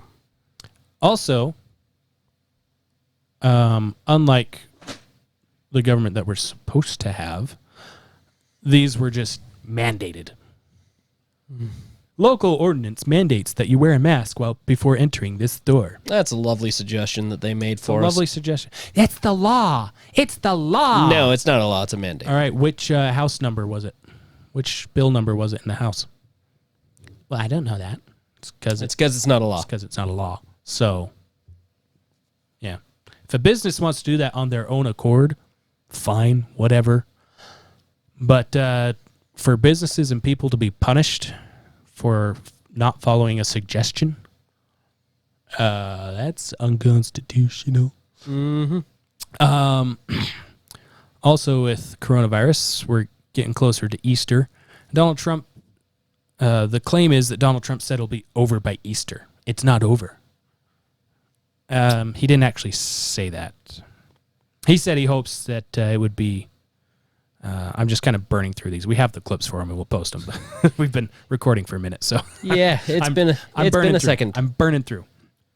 But no, in the press conference in question, he says he hopes that it would be over by Easter, and he set it as a goal for his administration to open the country back up by Easter. That's what he said. Goals change. Goals change. But if you don't have a goal, you don't know where to go. A goal without a time frame is a dream. 2 weeks to flatten the curve. Now that we have a pancake, Australia gets it. There's also a claim that he wants people to inject themselves with bleach or disinfectant. Well, the press conference where this stems from shows Trump in a thinking out loud type of mode, where new evidence was shown that UV light and disinfectants are proving effective against COVID. Sweet. So you can play on the playgrounds now because the sun is actually doing what the sun does and kills things. Disinfecting things, I should say. And he asked the experts that were there in the room with him if something like that could be applied for human treatment, if possible, while also stating, I don't know, maybe you can, maybe you can't, I'm not a doctor. I'm just spitballing here ideas to get us opened. Trust him. He's a doctor. The good doctor. The best doctor.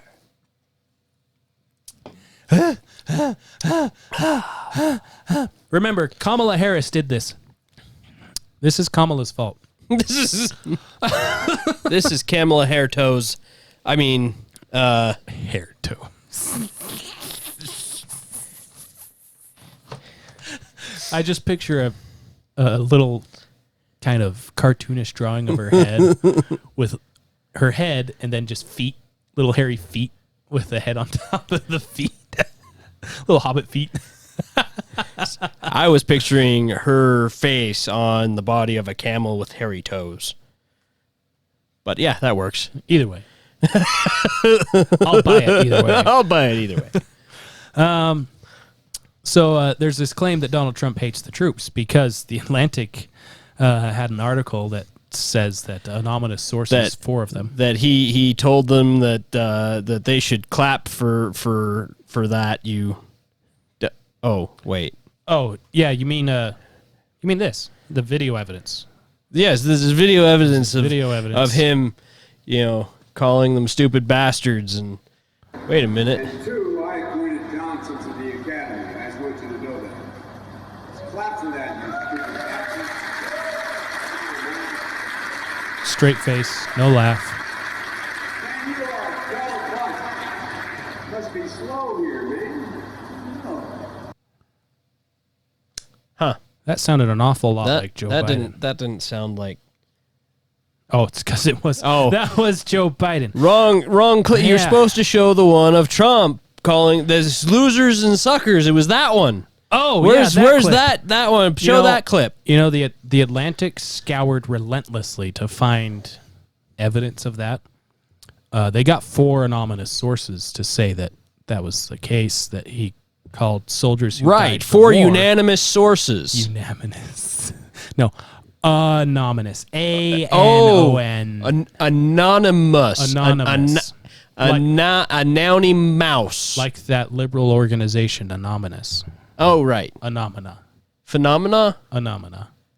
Do. Anomina.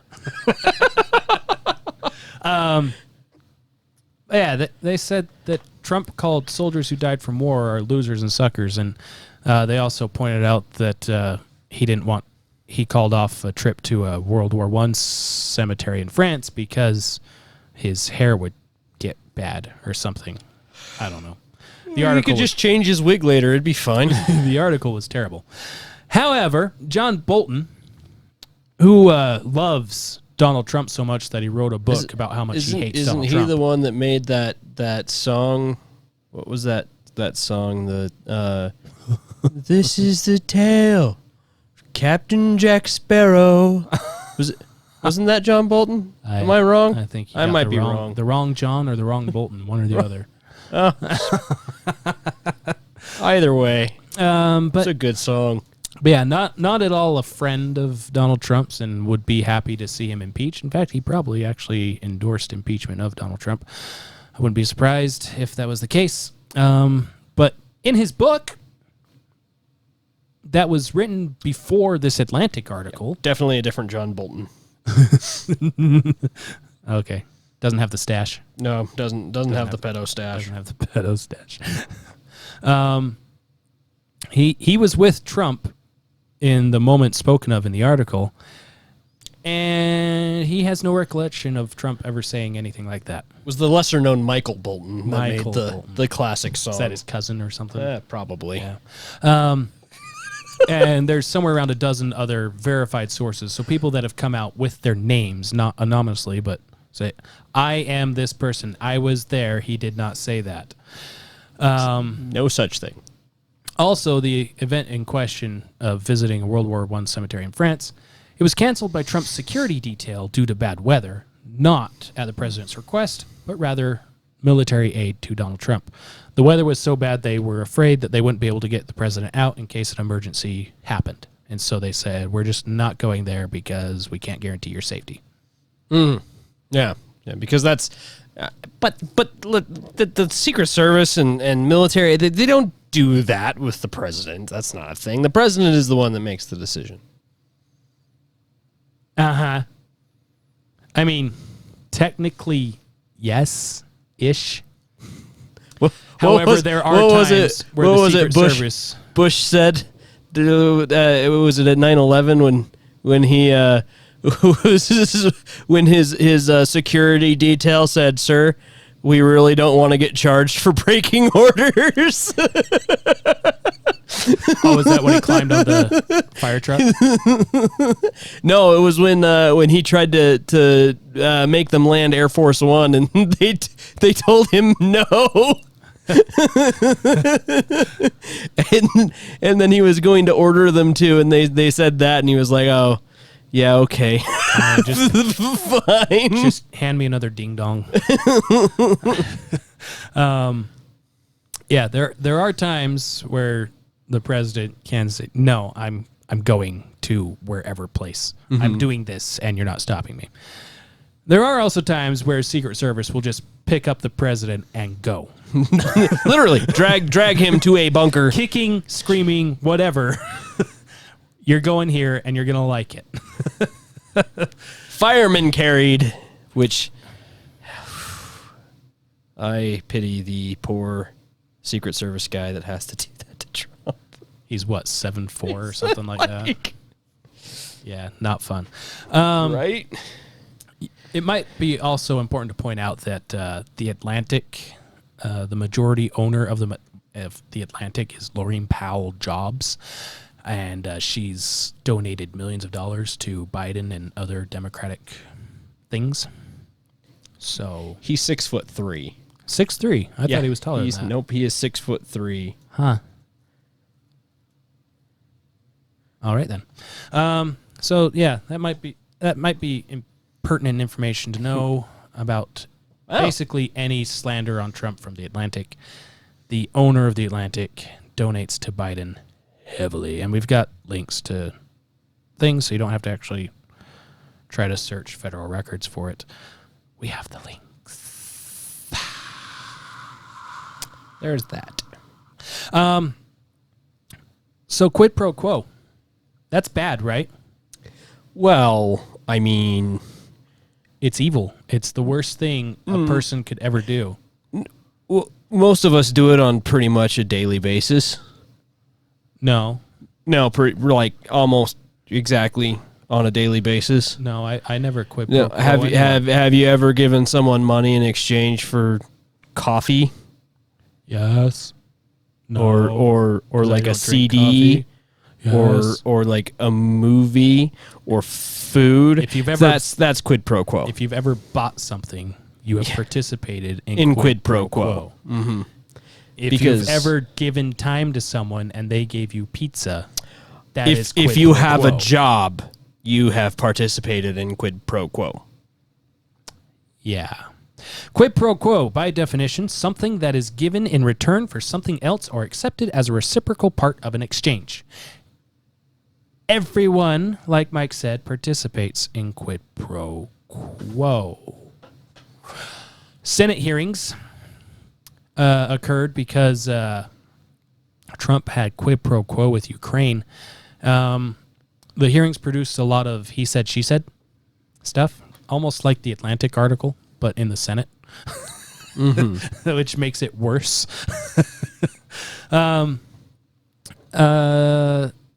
Yeah. One would hope that in all foreign affairs, the United States will receive something in exchange for goods or service they provide to another country. Unless, it's some disaster relief, charity, whatever thing, that's different.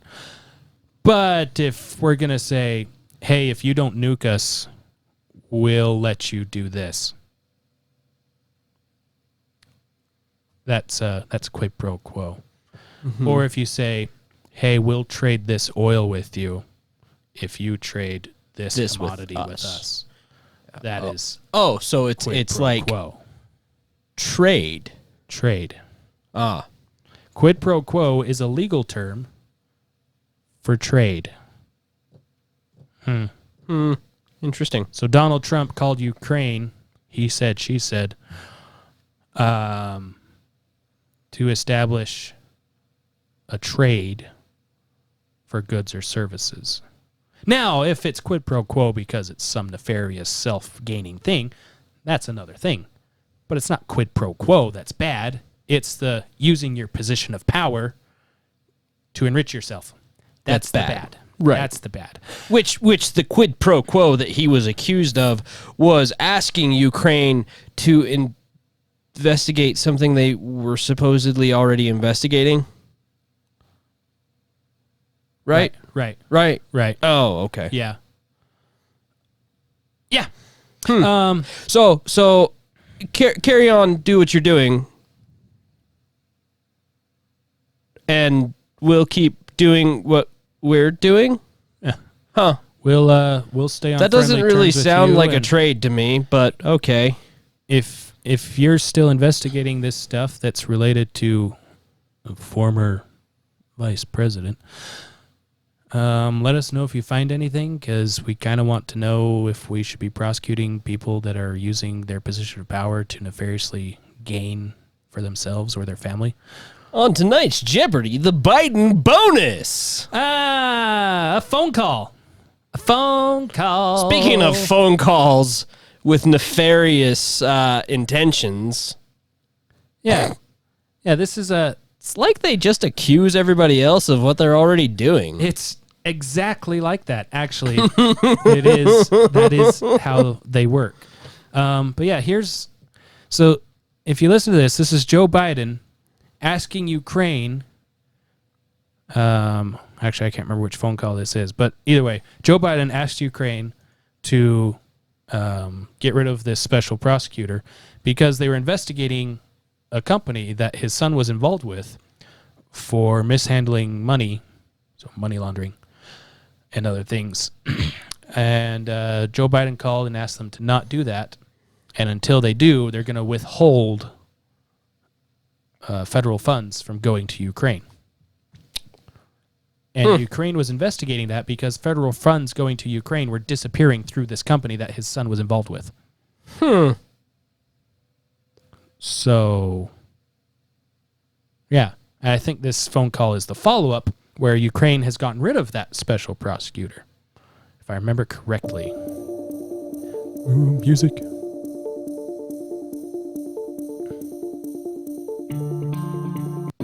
Assuming that This is Joe Biden.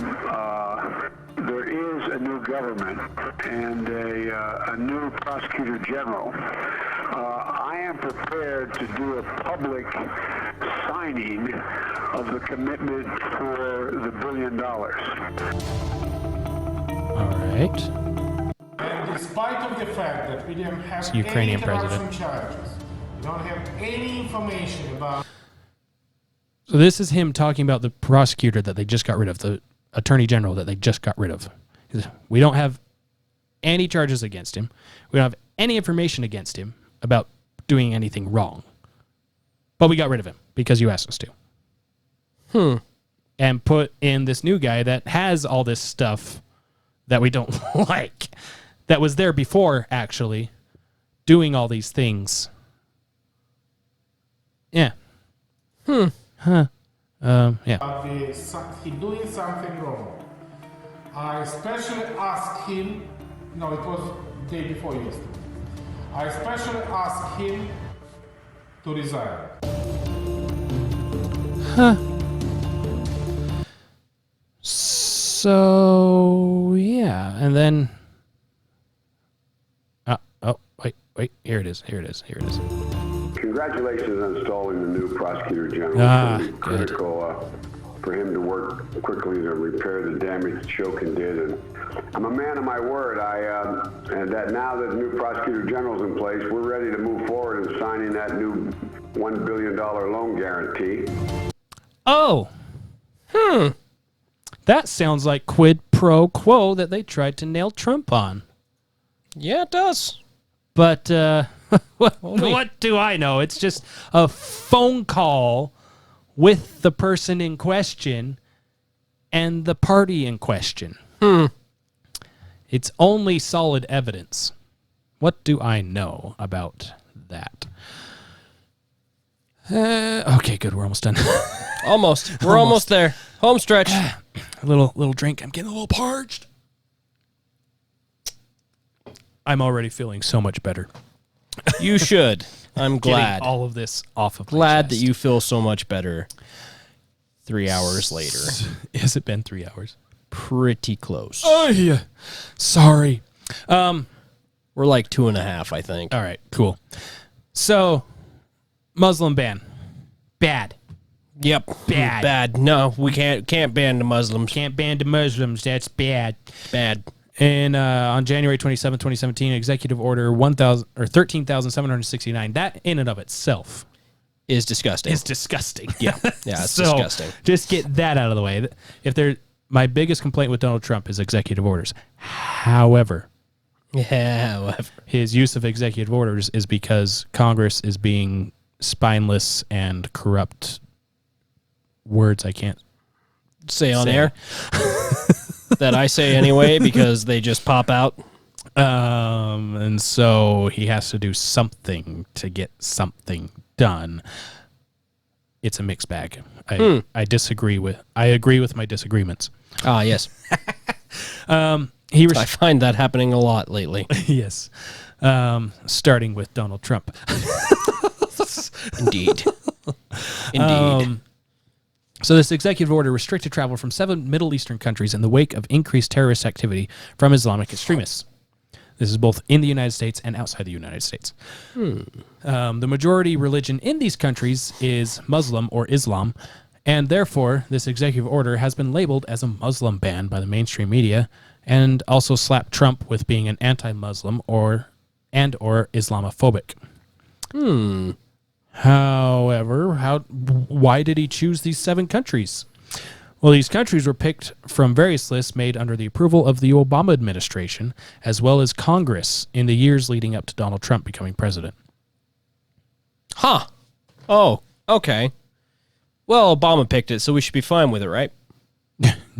You would think that's the case. Because, I mean, he was basically a Muslim. Yeah, you're not wrong.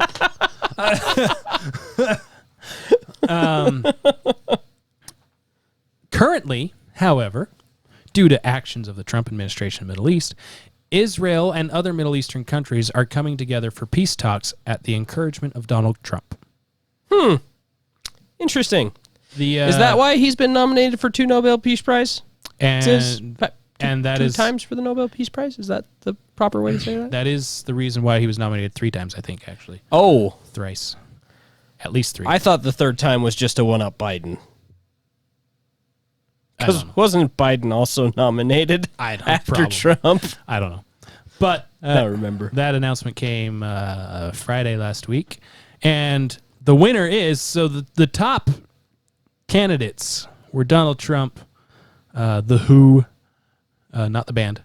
Oh, the WHO? The WHO. Yeah, they shouldn't get it. And the girl that dropped out of school to talk about climate stuff that doesn't exist. Thunberg. Also she endorsed Joe Biden, and I would argue that's a I would argue that is election interference from a foreign entity. Yes, because it is. How dare you? Also, I'm pretty sure she's underage anyway. So, She is. which is perfect for Biden. But anyway. Yeah, that's terrible. That's a section I wanted to put in here, but I can't because the video I really want to use would ban us from being on. Surprised we haven't been banned anyway. It's because we're not important enough. I was going to say, I think it's because we aren't actually posting video as much as just the podcast stuff, which is harder for them But to if you ban. really want to see something creepy, go watch Joe Biden C-SPAN swearing in Senator, I just forgot the name. But he gets a little close with his daughter, and it's... Oh, that one. Really yeah, bad. That's really bad. It's so bad that if you That's post bad. the video on social media, it gets flagged for child abuse, child sexualization stuff. But Donald Trump is the sexual predator. Right. Anyways. Yeah, it was the UN's food something or other won the Nobel Peace Prize. As Trump is literally creating peace in the Middle East. Wait, whoa, what? Who won? UN's Feed the World or something like that. Really? Yep. Yep. Never even heard of that. Yep. The UN has a lot of things nobody's heard about that does everything and wastes money. Yeah, it's even to the point where, is it the Crown Prince of Saudi Arabia or the Crown Prince of, I don't know, one of those countries is pleading with his dad to enter these peace deals because what his dad believes is backwards and terrible, and we need to abandon these backwards ways of hating everyone just because they're not us. That sounds kind of progressive to me. Actual progressive thinking. So As in they make progress by thinking that way. Yes. Yeah. Yes. Progress is made instead of Regression. Regression. Alrighty then. Finally, we're on the last little section. And here it is. This is something The that, coup de grace. The coup de grace. This is something that both Republicans and Democrats and the mainstream media and talk radio are guilty of a lot. We are not a democracy. No. How dare you? Never was. Never meant to be. Drives me crazy. This is endangering our democracy. We have to protect our democracy. He's going to destroy our democracy. Good. If it destroys our democracy, good. We're not supposed to have a democracy. Article 4, Section... What are we supposed to have? Article 4, Section 4 of the U.S. Constitution. The United States shall guarantee to every state in the Union a Republican form of government. Republicans? No, Republic. A republic. A republic. Republic. If you can keep it. A Republican form of government, and shall protect each of them against invasion, and on application of the legislature or the executive, when the legislature cannot be convened, against domestic violence. Huh. Huh. Interesting. Huh. The founders loved democracy so much they had a few things to say about it. Just a few. Remember, they created this. They could have said, this is a democracy. This is how democracy works. That is not what they said. James Madison, democracies have ever been spectacles of turbulence and contention, have ever been found incompatible with personal security or the rights of property, and have, in general, been as short in their lives as they have been violent in their deaths. Oh my gosh. John Adams. Remember, democracy never lasts long. It soon wastes, exhausts, and murders itself. There never was a democracy yet that did not commit suicide. Wow. A democracy is a volcano which conceals the fiery materials of its own destruction. These will produce an eruption and carry desolation in their way. The known propensity of a democracy is to licentiousness, excessive license, which the ambitious call and ignorant believe to be liberty. This is Fisher Ames. Well, I mean, that doesn't happen. right now. And by the way, do you have a license for that lemonade stand you're running? Do you have a license to catch that fish? Do you have a license to hunt that deer? Do you have a license to buy that house or to sell that house? Do you have a license to drive that car? Do you have a license to carry that firearm? Ooh. There's more. Do you have a license to cut that hair? Ooh, that's a good one. I didn't even think about that one. You need a license. It's a license for any kind of business. You need a license to cut hair. Do you have a... But you don't need to identify yourself. This is a fun one. Do you have a license to operate that ham radio? Do you have a license to operate that walkie-talkie? Do you have a license to operate that vehicle? I would say I already did that one, but... Did you? I did. Okay. Do you have a driver's license? That's what I asked. Yeah. Fair. Believe. I said car. I didn't say vehicle. I said car. That's what it was. That's probably why I said it. Yeah, probably. Do you have a license to build this house? Do you have a license to do this plumbing? Do you have a license to do this electrical? Do you have a permit for that flagpole? Everything needs a license. But we're free. We're free because the government said so. Idiots. I got my permit right here. Yeah, mine's the Constitution. This is just a piece of paper that says I do what I want. Ron Swanson. Should be my spirit animal. Should be everyone's spirit animal. Now, I want to correct you before you even leave, because I think what you heard me say was I want a lot of bacon. What I actually said was bring me all of your bacon. We have seen the tumult of democracy terminate, as it has everywhere terminated in despotism. Democracy, savage and wild, thou who wouldst bring down the virtuous and wise to thy level of folly and guilt. Gouverneur Morris. Signer and penman of the Constitution. The experience of all former ages had shown that of all human governments, democracy was the most unstable, fluctuating, and short-lived. John Quincy Adams. A simple democracy is one of the greatest evils. Benjamin Rush. One of my favorite signers. In democracy, there are commonly tumults and disorders. Therefore, a pure democracy is generally a very bad government. It is often the most tyrannical government on earth. Noah Webster. Pure democracy cannot subsist long, nor be carried far into the departments of state.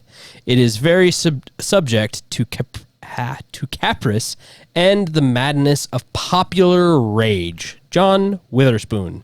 You ever seen John without his spoon? I haven't seen John without a spoon. I have seen Reese without her spoon, though. Yes.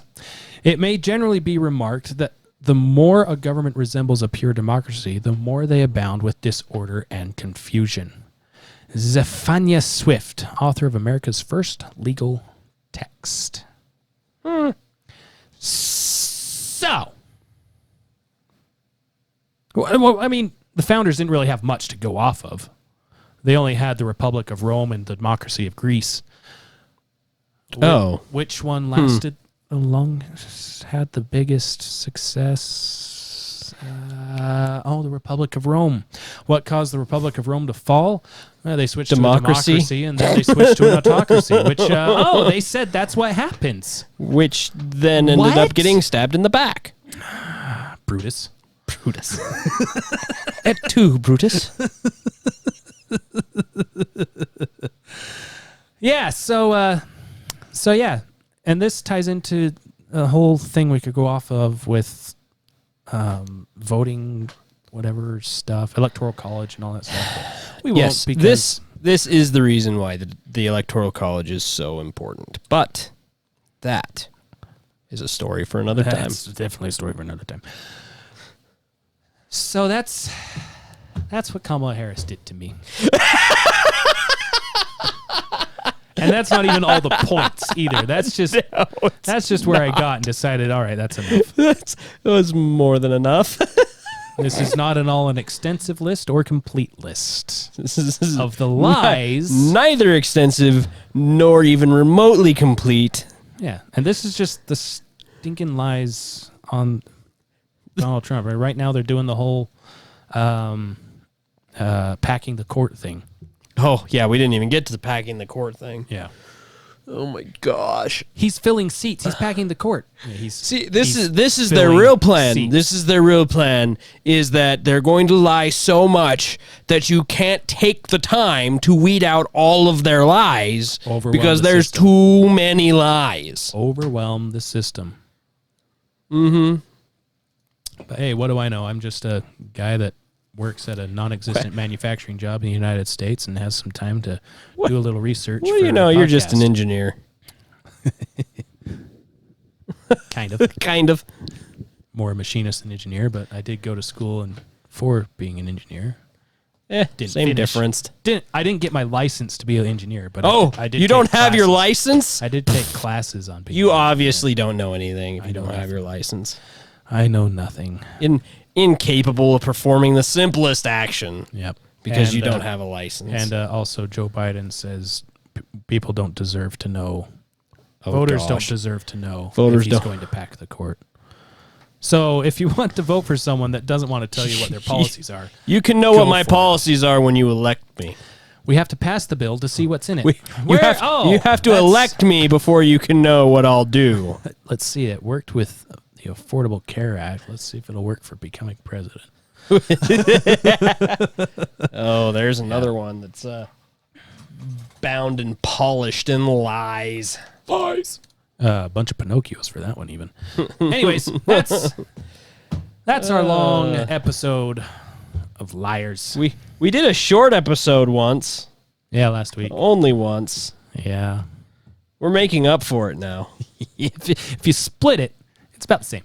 It's about yeah. You could almost just fine. It's fine. It's fine. If you listen to this episode and that episode back to back, it'll be like listening to 2 whole episodes. Yeah, which is what it would be because they are in fact 2 separate episodes. I might be tired. You were in the top. Yeah. Oh, we should probably end. You were in the top 99th percentile of intelligence people on this planet. I am indeed. Where's that one? It's right here.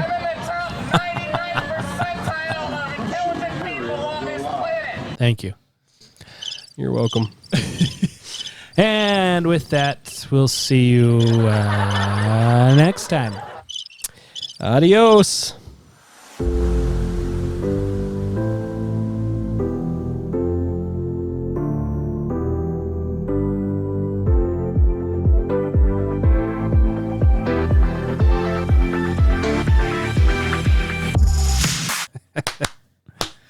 I've got the clap and I'm giving it to you. I've got the clap and I'm giving it to you. Who's got the clap? I do. It was not thought out well, whoever came up with that song. Or it was thought out really well. One of the two. It's nothing in between. There is no innocence. No middle ground on that. It is either extremely innocent or extremely brave. Nothing in between. Yes, exactly.